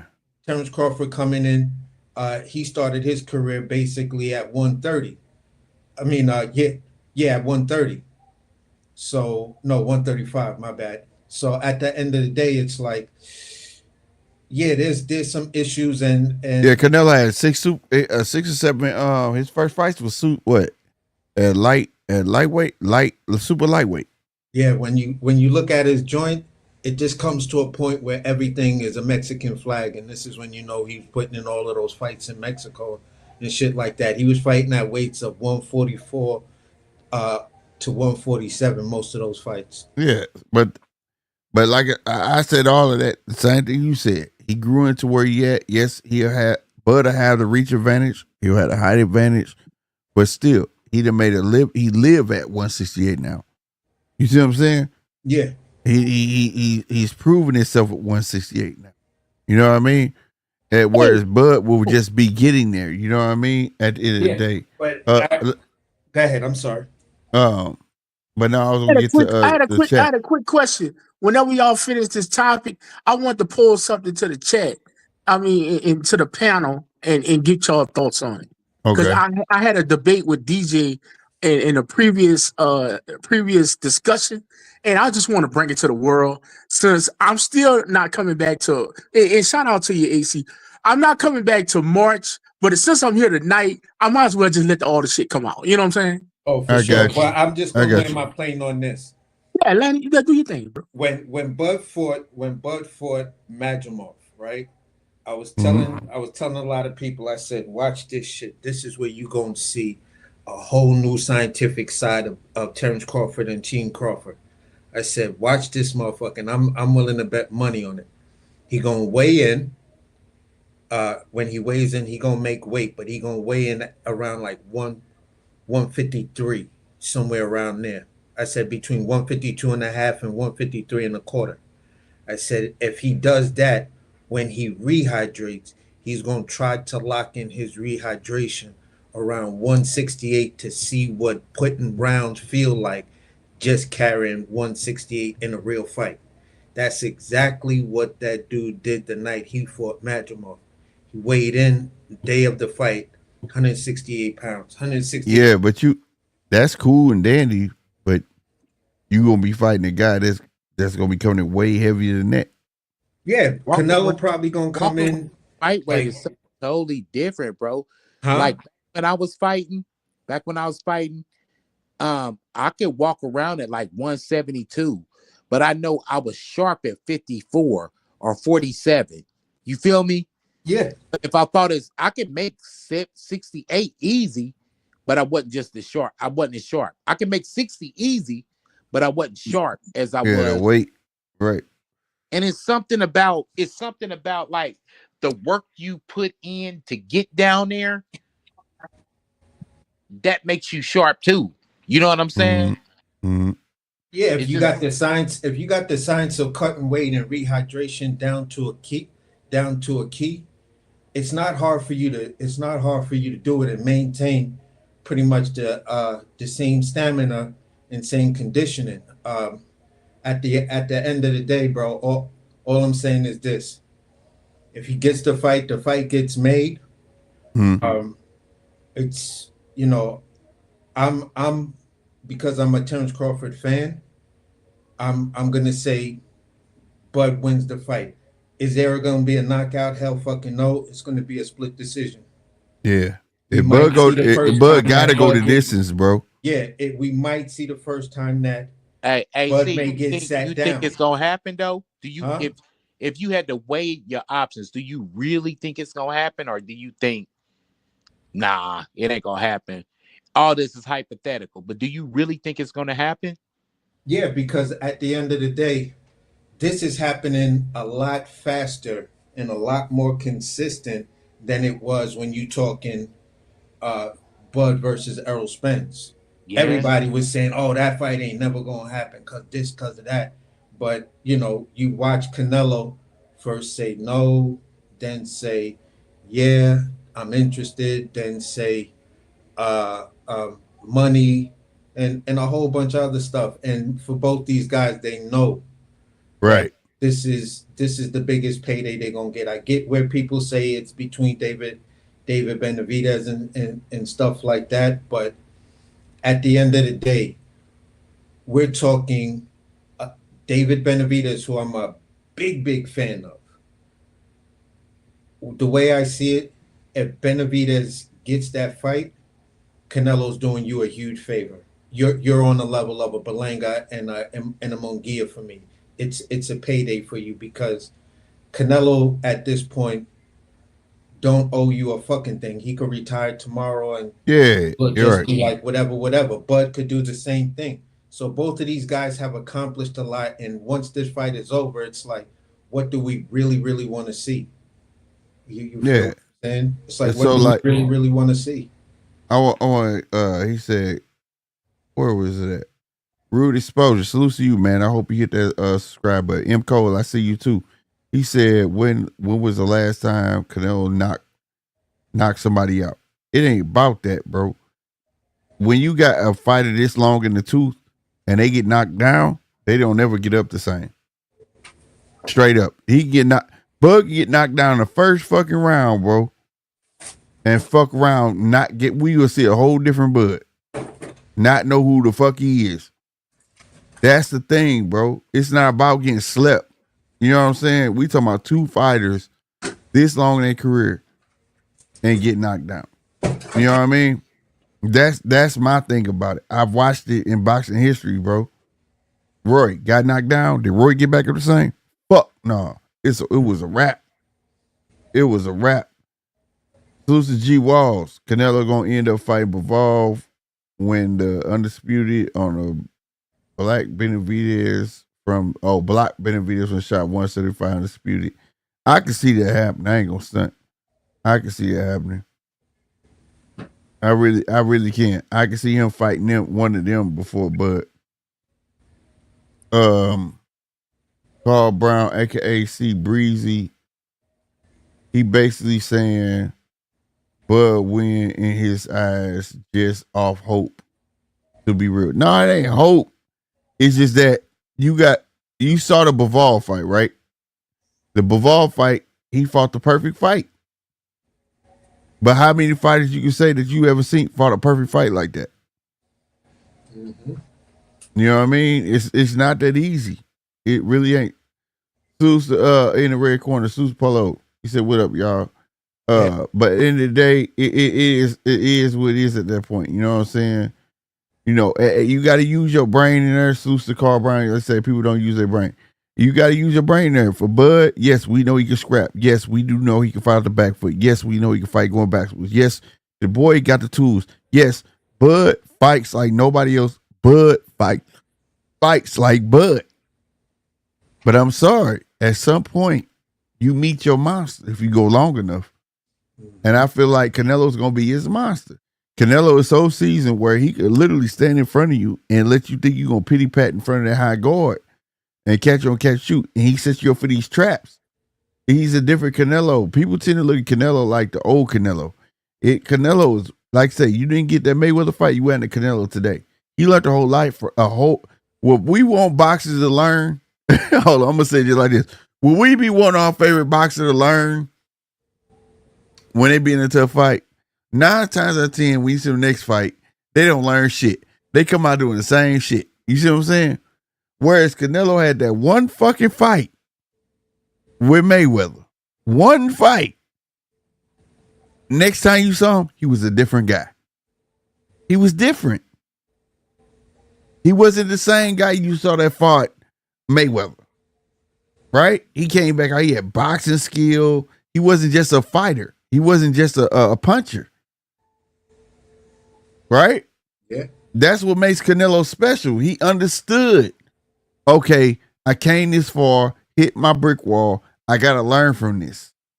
He even said himself, no Mayweather. He said he appreciate Mayweather because if he didn't have that fight, he wouldn't be who he is. He's never denied it. That came out of his mouth. He has no hate against Mayweather.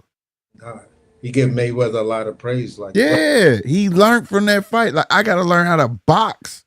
I thought I knew how to box, but I didn't know how to box. And Crawford, coming from that weight, skipping the line. I know we see people through history, but he's skipping the line in the sense of divisions. Everybody else, when the only other person I know, long as I lived, that did it, right, was Roy. 20-something pounds, went up, and like I said, I was nervous for him. You know what I'm saying? And I'm nervous for Bud. Didn't Tommy do it too when he jumped all the way up to 70? Yeah, you right. But I was nervous, bro. Roy was my most favorite fucking fighter in the world because you couldn't find another. You can't find another fighter in boxing history that fought like Roy. You see what I'm saying? Roy was Roy. Roy was a special motherfucker, bro. Like real talk. And then you take a Bud fight like Bud. I could take a Mayweather and tell you straight down. That's fucking Pernell Whitaker, Sugar Ray Leonard, and George Benson. All wrapped up in one. You see what I'm saying? That's who he is. The Godfather of the shoulder roll, the motherfucking king of defense, damn near, if you want to call him that. That's why I call him Pernell Whitaker. You see what I'm saying? And that fucking jab and movement of Sugar Ray Leonard. But can you find that in the Roy? Can you find similarities in Bud? No, these are special fighters. But we talking about a guy just jumping. That's some, man, for people to be online or wherever you at, Instagram, Facebook, whatever, they're talking about like this is just for them. Even for Tim Bradley say that shit. Boy, that shit crazy. That shit not finna be that easy.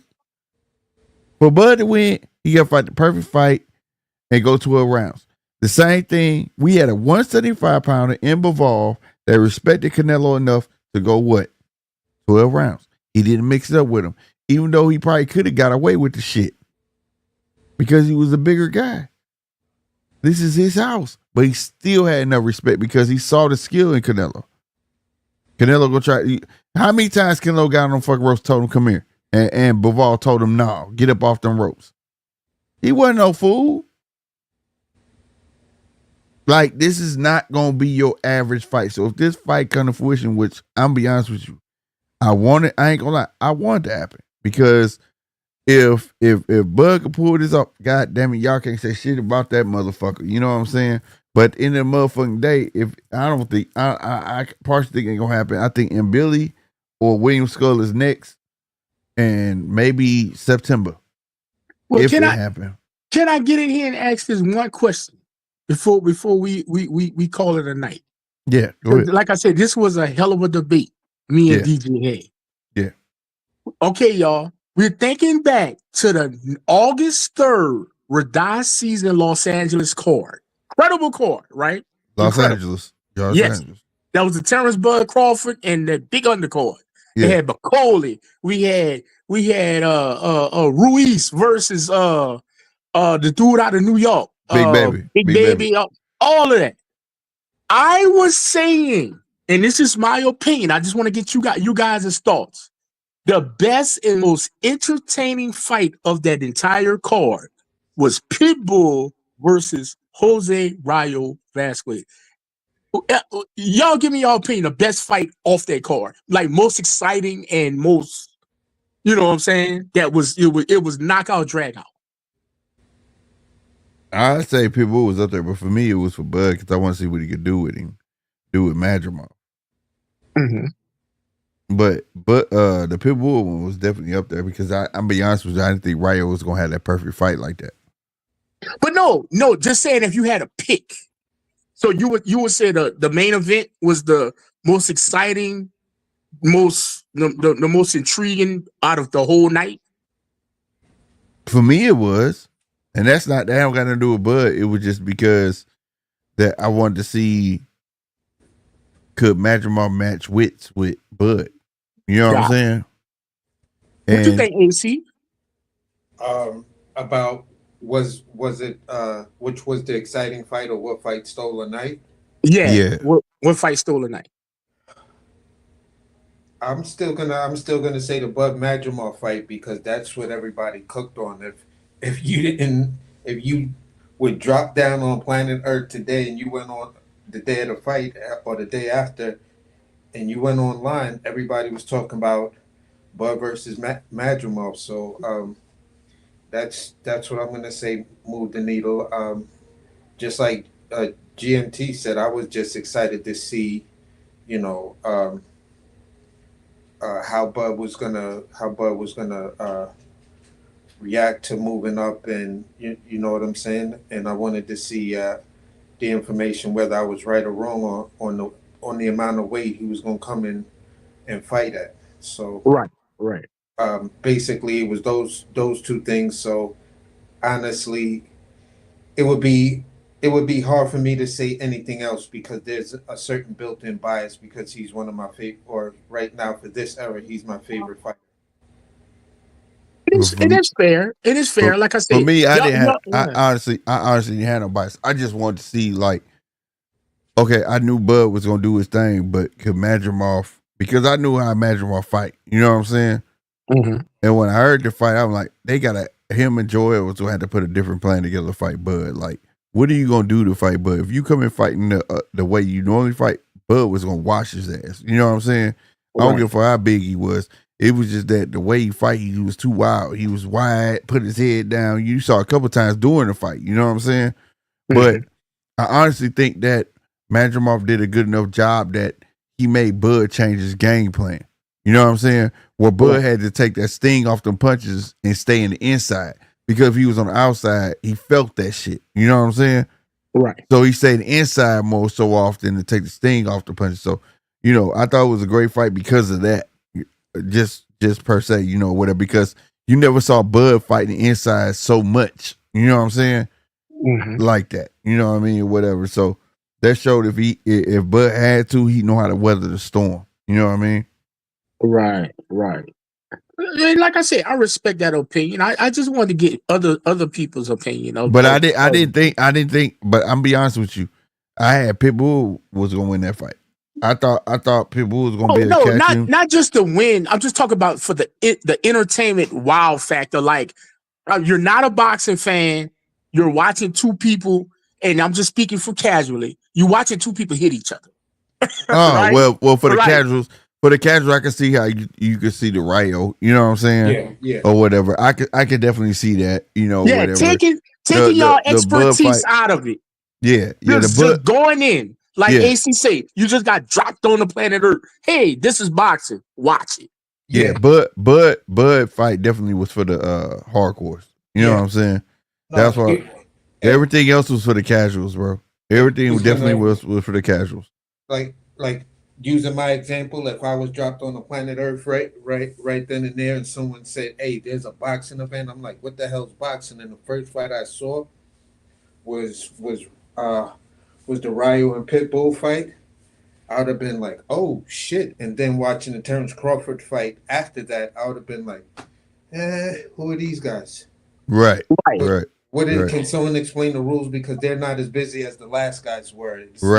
Right. And that was my point I was making to DJ. As far as excitement, as far as wow factor, the Pitbull versus Ryo from 1 to 12, the different ebbs and flows of it, the different people getting momentum changing, and you know. Yes, that was the type of fight that made you giggle and made you be like, "Oh shit!" For hardcore fans, we were just stuck like, "Oh shit, this nigga Madrimov, bro." The ones of us that at least knew who Madrimov was and wasn't running around screaming, "Oh, Bud is fighting a guy with only 10 fights." You have no idea who the fuck this guy is. If you saying that, you have no idea who Israel Madrimov is. But I will say that for as hardcores though, I didn't know that motherfucking Ryo can fight off the back foot like that. I didn't know Ryo had feet like changing levels. Yeah, he didn't show that before. Yeah, I was like, what the fuck? Like, it blew me away. Like, okay, Ryo, I see you. You know what I'm saying? Ryo getting down low with Pitbull, boy, that was crazy. Yeah, that showed me like, okay, he deserved that motherfucker. He took that belt. You know what I'm saying? Yeah. He did what he had to do. So I got as a hardcore, I got a whole newfound respect now. Whatever he could do with I don't know what he gonna do with Gary Antoine Russell. So that fight gonna be a motherfucker right there for him. I'm only gonna say this: if Gary Antoine Russell ain't changing up what he was doing when he fought, I get the layoff and everything when he fought Paro. If you ain't changing nothing that up, Ryo gonna do the same thing to you. But yeah, that's why I say you gotta be more busy. See, I felt he lost the Puyo fight because he didn't do enough. Yeah, he just didn't do enough. And but that pop is there. But the thing is, both of them southpaws.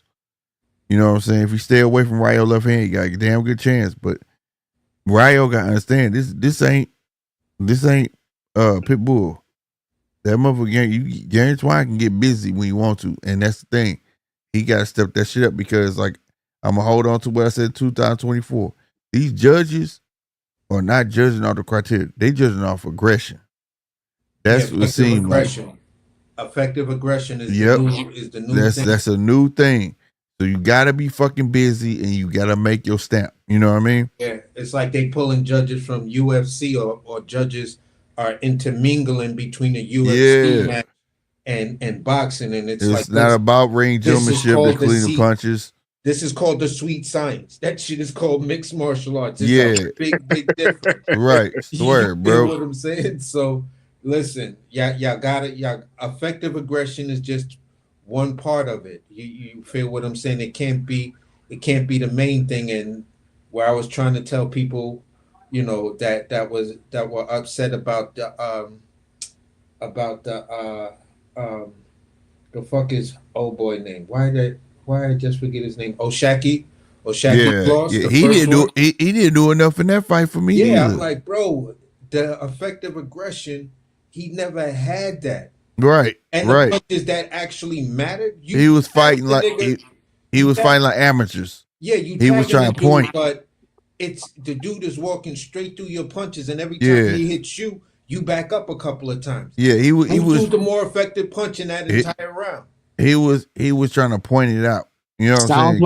Sounds like me. What I said at the Better Be Bivol fight. But here's the thing though. Here's the thing. Let me break that down to you, RC. If it was by what judges' criteria, which is ring gentlemanship, you're right. Especially if a fight is close, it's supposed to be about the most clean, effective punches, right? Yeah, that's what it boils down to. The clean, effective punches. Bivol won that fight.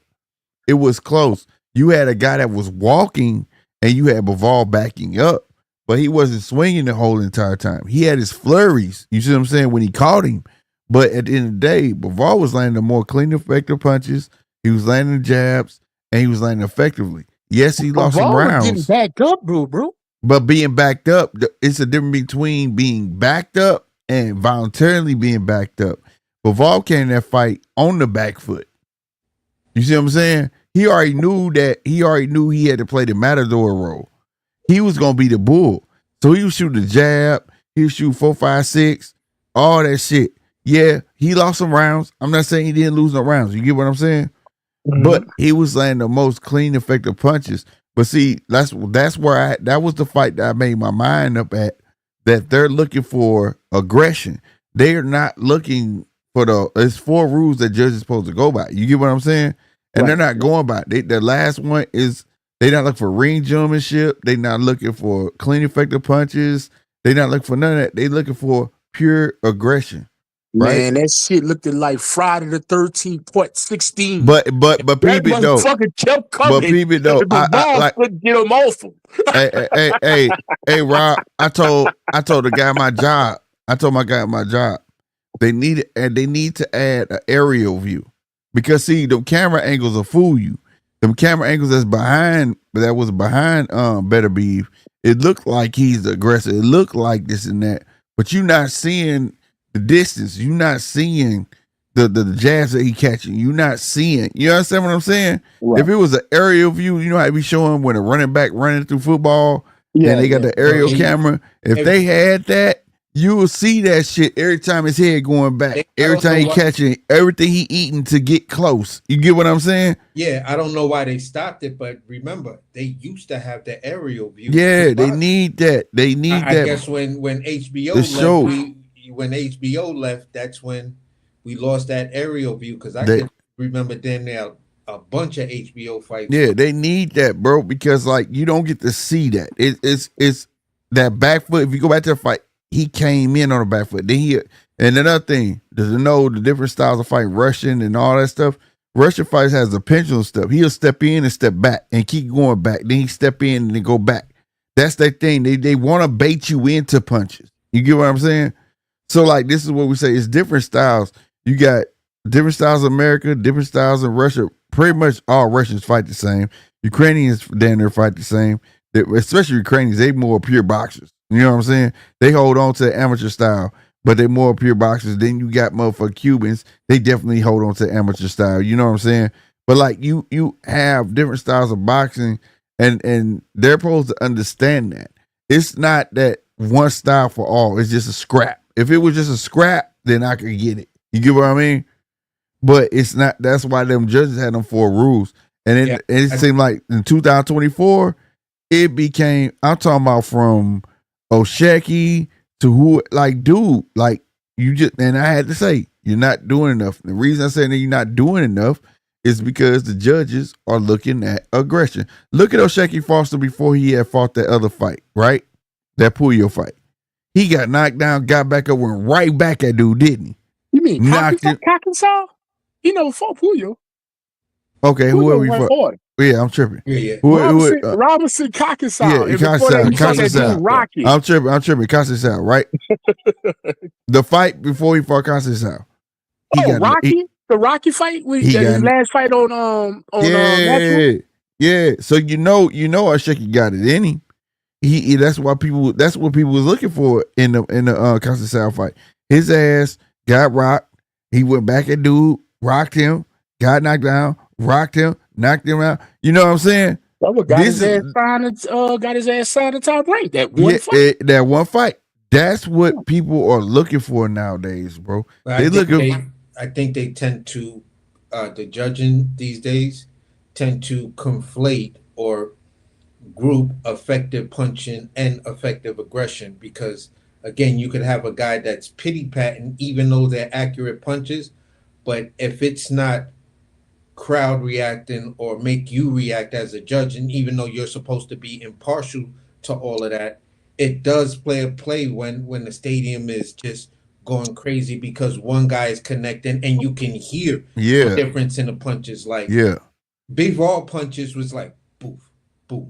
Right. But Turkish punches when they landed, them shit was like douche. They were studying. You feel what I'm saying? So when it comes down to shit like that, and this is where I was like, listen, bro, I hear what y'all saying about the Devin Haney and Lomachenko, but when you look at it, the way Lomachenko was doing that weird hopping back every time Devin Haney went to the body, it gives an impression. So it makes it look like Devin Haney's hitting him with the harder punches to the body where Lomachenko and that's what kills me because like that's not when that's getting out of range. You know what I'm saying? Like you have to. At the end of the day, we can go back and forth about the judging, but like they either have to be raised higher or they need noise canceling headphones on. Like when I'm on here, I'm watching the fight, I don't have no sound because I don't want to be influenced. You get what I'm saying? So like they need the same because when you watch a fight with no sound, for a lot of people, they don't understand that it's a totally different fight. Yeah, because you could actually pay attention to the purity of the fight. And judges need that same thing too, right? And at the end of the day, where you have the aggression don't always amount to shit because you can have a guy that's pressing. Look at Amanda Serrano. It's even affecting the girls. Amanda Serrano and Katie Taylor.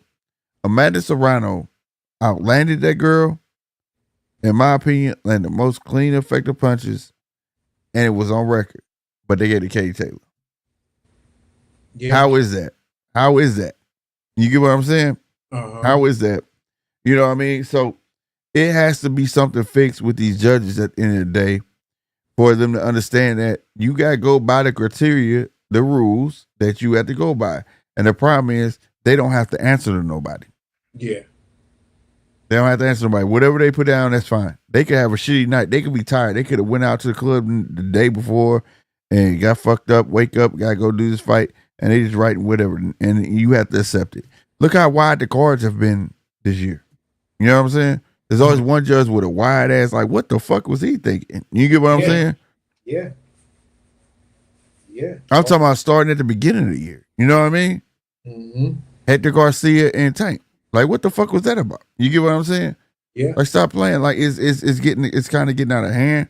But like, they definitely have to get that shit in order, 100%. But the aggression, I'm sorry, I see that is like the new forefront. The person who gonna press the most is the person who gonna get the favor. Even Bivol said, I watched a recent interview of Bivol. He said, I know I just gotta do more. He see it. Like, and then they asked, did you watch that? He said, yeah. They said, what did you think you won? He said, yeah. But I see I'm gonna have to do more. And you know he speak broken English. You know what I'm saying? But I took that as the judges see it, he won. That mean I gotta do like him. I just gotta move more. You know what I'm saying? Come forward more. That's all it is. And you shouldn't do that because that could be detrimental to your boxing game. Yeah, for sure. For sure. But at the end of the day, bro, I think the rematch is gonna be good. I picked Bivol to win. You feel what I'm saying? And Me too. I picked him not Bivol, but Turviev, I'm sorry.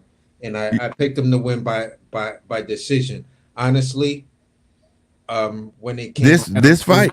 No, I picked the first one. I picked Turviev to win. I picked him to win by decision. I said he's not gonna knock Bivol out. I was like, I said in the beginning I had Bivol winning. I was like Bivol gonna win, and then as things progressed on, I wind up changing my mind. But I was like, I don't know. It's so 50-50. I really like both these guys. If I had to, I said, you know what? It's fight week. If I'm gonna land my plane anyway, I'm gonna say Beterbiev. You feel what I'm saying? I say Beterbiev wins the first one. Bivol wins the rematch. Gotcha. You feel what I'm saying? Yeah, I think Bivol wins the rematch and they gonna do a part 3. Yeah. So I think they gonna do a part 3. I felt he won the first one, but like I said, the way he fought this fight, they wasn't favoring. Yeah, I had it as a draw. Mm-hmm. It was close as shit. It was close as shit. Yeah, I was like, all right, this shit's gonna be a draw. Yeah. Anything they might give it to Bivol. You feel what I'm saying? Yeah. They might give it to Bivol. I don't know how they judge it, but if they judge it on just boxing and stuff like that, it'll probably be Bivol. If it's effective aggression and punching, I said Beterbiev gonna take this shit. But other than that, it's gonna be a draw. I could even go back to me and a couple other people texting each other round by round of the fight. You feel what I'm saying? Like, yeah, it is definitely a classic fight. The puncher versus the boxer. Yeah. That's what I like about it. You know what I'm saying? And it's the classic. What makes it the classic now that the boxer got to step up. Can he step out of his lane? You know what I'm saying? Yeah. And show that he can fight too. Because he going to have to mix it up a bit. He's still going to be a boxer, but he got to mix it up in the right moments. You know what I mean? But to be fair, Bivol showed he could because he landed like a 5, 6, 7 combo on Better Beef. You get what I'm saying? Yeah. So, but if he would have did that more, took them chances, he could have just got off. You know what I'm saying? Because the one thing nobody speaks about that fight is that that's the only time you saw Beterbiev fight like that. Yeah. You never he took him completely out of his element, bro. Yeah, and 11 and 12. You know what I'm saying? If he would have just taken 11 and 12 and not took those rounds off, right? Or 10, 11 and 12, he would have it was your fight. It was your fight. Right. You took those rounds off, you made it a lot closer, even though both of you were going back and forth in certain parts. But in those rounds, you kept on letting. You gotta get an extra. You kept on letting them close out like the last 20, 30 seconds. Right. You wasn't giving an extra. Exactly. Yeah. And it was exactly. Just, you'll start out winning a round, and then you guys are going back and forward in the middle of the round, and then you just gave up, and then the last 30 seconds, Beterbiev was just closing him out with just touching you. He wasn't trying to, throw anything heavy to stop you, but he just wanted to have those imprints of landing a good shot. And I was like, see, Yep. and that right there, in my opinion, made it a draw or either way. I wouldn't have been mad if it went either way. I could see the victory on both sides, but I was still like, I think it's going to be a draw. I think this shit's going to be a draw. And then when they gave it to Beterbiev, I was like, okay, all right. Yeah, I wasn't mad. I thought he at that night I was, but when I watched it the next day, you know what I'm saying? I wasn't mad, and I was like, okay, the shit was super close. You know what I'm saying? But like, I'm glad that they got the rematch immediate. You know what I'm saying? Yeah, definitely. I'm glad we had to wait. Like Fury and Usyk got that rematch immediately. Yeah, because it was deserving. You know what I'm saying? It's deserving. Yeah, you know what I mean? And go ahead. No, I think that, like I said, I think Bivol gonna take this one. I think he actually gonna step up to the plate and get this one. And I think David Benavidez is gonna have to wait. He gonna have to wait. I know he hoping to get the winner of this motherfucker, but I don't think he gonna get it, bro. I think they're gonna do that round 3, and the check gonna get bigger and bigger. You know what I'm saying? But he does. That's why he should go. I got him beating David Morrell. After you beat David Morrell, you know what I'm saying? I want to ask you something about that fight too. See if you could land an Anthony Yarde fight or Buatsi fight. That'd be nice. But he talking about going to cruiserweight if he can't get the Bivol winner. The better be Bivol winner. Talking about at the Zerto fight, he want to fight Zerto, so he betting on Zerto to beat Opataya. Who's the DJ? Because we do got that fight coming up. Opataya finna fight his fight, and if he win that fight, they're gonna try to make the big Zerto fight. But he said he want to go up to cruiserweight, to fight Zerto if he can't get the better be or Bivol winner. And I don't know how that's gonna fare for him. And my thing is about people don't. I like Benavidez. I do. I really do. But just certain things people don't understand. Like, all right, you got Benavidez at 168. He was always the bigger guy. You get what I'm saying? But being the bigger guy, I ask people, when have you seen him just knock people out? He knocked people out with punches and bunches. You get what I'm saying? Yeah. So he doesn't have one punch knockout power like people are trying to make it seem like. Now, we have seen Morrell though. He got that punch. Now, for Benavidez to do what he want to do, he got to take chances being in front of his face. Now, for people to think that the Morrell fight should be just that easy, I don't think it's going to be that easy because and for both fighters, somebody has to give up something. Somebody has to give up something. For Morrell, it's going to be him not living behind his jab and laying that right hand. And if he don't do it, then that takes away from him. Benavidez not willing to go ahead and engage, that's going to take away from him because you ain't never seen Benavidez fight on the back foot. Mm-hmm. So it's going to be a fight. Yeah, the way I was giving my keys to victory, for me,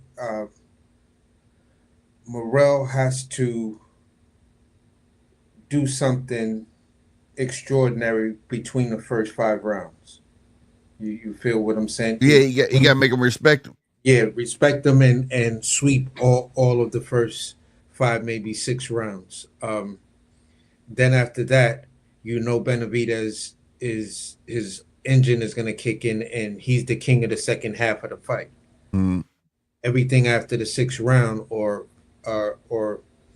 fifth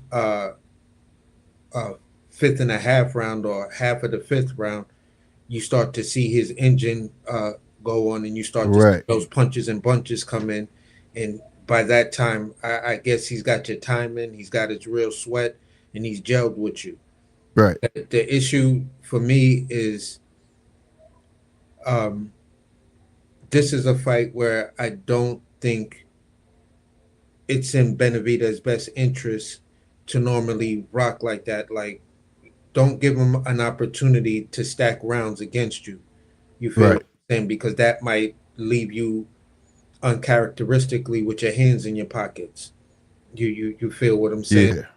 Um, for Morrell, you know, you just gotta really make Benavidez respect you. If you can make him respect you, he's always been the bigger, heavier guy and stuff like that. And you're gonna slowly start to break down his semi-bully mentality. If Right. you do that, you feel what I'm saying? You'll get in his head in a certain way because he feels you're not on his level. Yeah. So you feel the same way I feel. Somebody got to give us something. Yeah. Somebody got to give us something, man. Yeah. People think like in this fight, Benavidez is not going to be the only bigger guy in this fight. Yeah. You know, both of them got their own signature attributes, if you would say, and somebody got to let one of them has to let it go. And I agree with you. For Morrell coming out the gate, you know, he has to make Benavidez respect him. He has to. He has to come in there. He has to initiate. He has to make him respect him. If he get his respect, it's gonna be a long night for Benavidez. If Benavidez can get in the young pup head, then it'll be easy for him. Yeah. But somebody got to give up something. Yeah. Yeah. It's not one of everybody think Benavidez finna go maul over this boy. I don't think it's like that. Because like I said, Benavidez to get people out of punches and bunches, whereas we watch Morrell, he got pop. You get what I'm saying? He got pop, bro. And they want to chalk it up to Hot Rod when he fought Hot Rod. But you gotta think that was his first time being out of his element because all his fights was at the Armory. Yeah. You know what I'm saying? And people think they don't play a difference, but it does. You know what I'm saying? Mm-hmm. So that was the first time being in front of a crowd or being on a big stage and all that shit. So all that played a part, and people were like, "You saw what happened in Hot Rod?" I'm like, "Yeah, but you had all this other shit going on too, though." You know what I mean? So I think when they get in front of each other, I truly think it's bad blood between them. This ain't no act. And then you got to ask yourself too. You know, I think Benavidez sees something in him because now he talking about drug testing. If you know about PBC don't drug test, bro. They don't do that. They don't drug test, bro. Now this guy talking about drug test. He sees something in Morrell. Yeah, he sees something in Morrell, and he also respects, like one of the things I was saying before was Morrell for me needs, if you want to throw Benavidez off and give him something he ain't never seen before, embrace your Cuban boxing roots. Yeah. I don't know if that dude heard me say that, but like 3-4 days later, there's a video out there with you working with Guillermo Rigondeaux, learning the Cuban boxing way. So I was like, oh shit! So this dude is really getting his feet together, shit together, because he's like, listen, I know your style, and I'm about to fuck you up. Mm-hmm. He'll get his feet together and all that shit. Yeah. Well, it's good to know that. Goddamn me, but I first I went into the fight, you know, whatever, because this was a fight. I was like, Benavidez should have just took that fight. You know what I'm saying? But now he's taking it. He's saying it's because what the fans want, but I really think because ain't nothing else out there. That's what I really think. Yeah. But sometimes them be the fights that can get you fucked up. You know what I'm saying? But it's good to hear that Morrell doing it. I'm eager to see what Benavidez is going to change, because the same old Benavidez, I feel like it's not going to get this job done. You know what I'm saying? No, like I feel the same way, but me seeing him working with Guillermo Rigondeaux tells me you're taking, I hear what you're saying, but I watch what you do, and watching what you do, you taking this fight a lot more serious than than you want to. You want people to believe or whatever. Like, I guess your thing is you're going to try to destroy him and then show areas where you're going to beat him at his own style. Right. You're looking to just embarrass this dude. Mm-hmm. No, I agree, bro. I agree. Well, AC, I'm gonna thank you for coming on the show. Yeah. I was about to run out my damn self, bro. And get up out of here. Yeah, for sure, man. Good show with you, bro. I'll catch you on the next one. Right on, family. All right. Man, let me get to this chat, man. Y'all been going away in here. Shout out to Carl Brown. Man, I hope you that subscribe button. I know we moving up 4 new subscribers. Salute to y'all. But again, man, I be want to show y'all love. Let it be known in the chat, bro. So I can show y'all love, man. So salute to y'all, bro. Everybody hit the chat button, man. Salute to y'all, man. Real talk. And everybody, man, salute to y'all if I missed your name, man. You feel me? DJ said, like, subscribe if you stand or pass through. Salute to DJ. Real talk. Do what DJ say right there. Carl Brown again said, the weight, Canelo, pressure, power, trading with you, arm punches. Yes, that's a fact, bro. He just said only 4 days. Yeah, I just said that, fam. Damn right. We finna get that overtime fight. That shit probably gonna be like 4 in the morning. I'm gonna catch it probably that evening. I had a better be winning by decision from the gate. Lucy, you picked that, but I thought Bivol won. G Walls again said Bivol gonna win the second fight. I think so too. G Wall said going to cruiserweight will be a bad idea for Benavidez. He needs to be patient. His time will come. I think so too, bro. To fight Big Zerto, that is some shit. If Big Zerto, man, that's gonna be some shit, bro. That's all I'm gonna say about that. That's a huge fight, though. I ain't gonna lie. But for him to want to leave 175 and jump right up to Big Zerto, he gonna be waiting because they try to make the Big Zerto fight for overtime. But still, that's some shit. DJ said Morrell gotta be in better shape. What you say? Morrell gotta be in better shape than he was in the last fight. Facts. No, that's facts. That's facts. And his defense gotta be better. His defense gotta be better.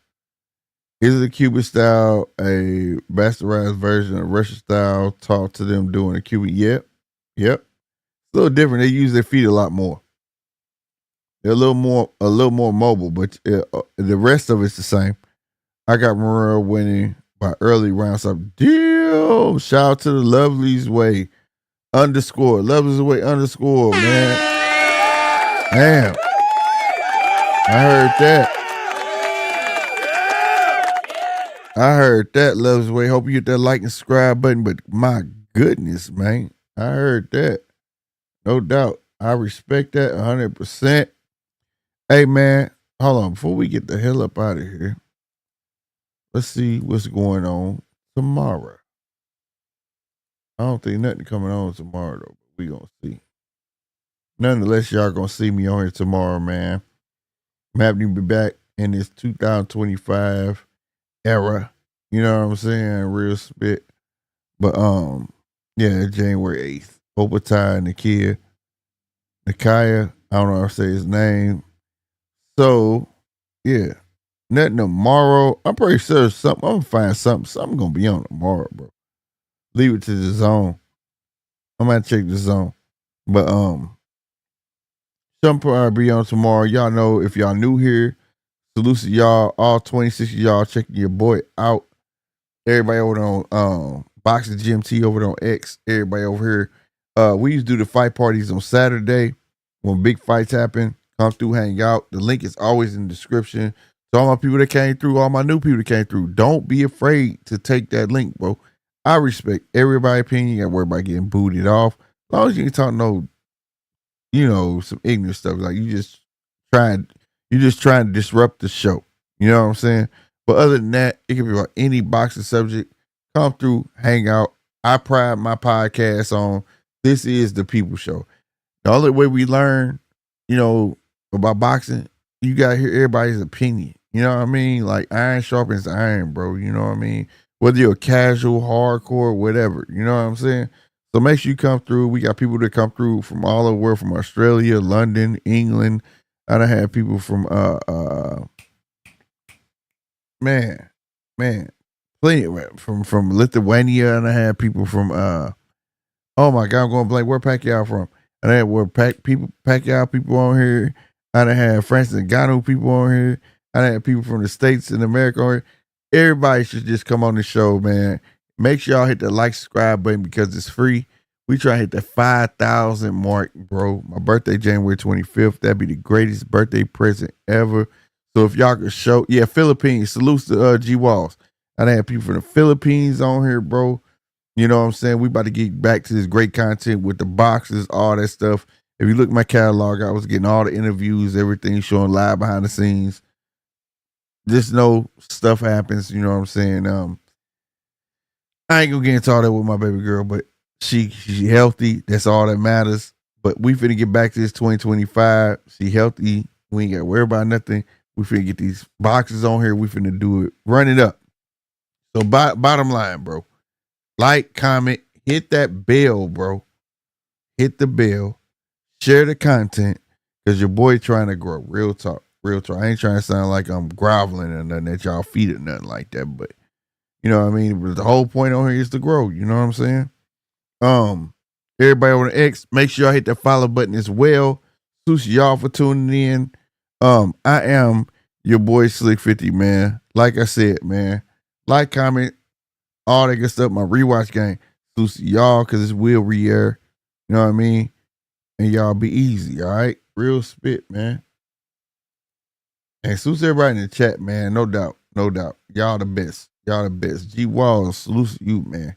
You keep coming through. I appreciate you for real. Everybody that come through, I appreciate you. I'm your boy Slick 50, man. It was something I'm rambling because I'm trying to remember. There was something else I wanted to say, but I can't remember. But I will leave you with this. In 2025, fuck everybody else. Simple as that. All your haters, hell with them. Concentrate on yourself. All right, especially if you're a male, concentrate on yourself. All right, that's the only way you're gonna make everybody else around you that you give a damn about better. All right, it ain't about putting pressure on yourself. I'm gonna do this. I'm gonna do that. I'm gonna quit this. I'm gonna quit that. I'm gonna lose this, lose that.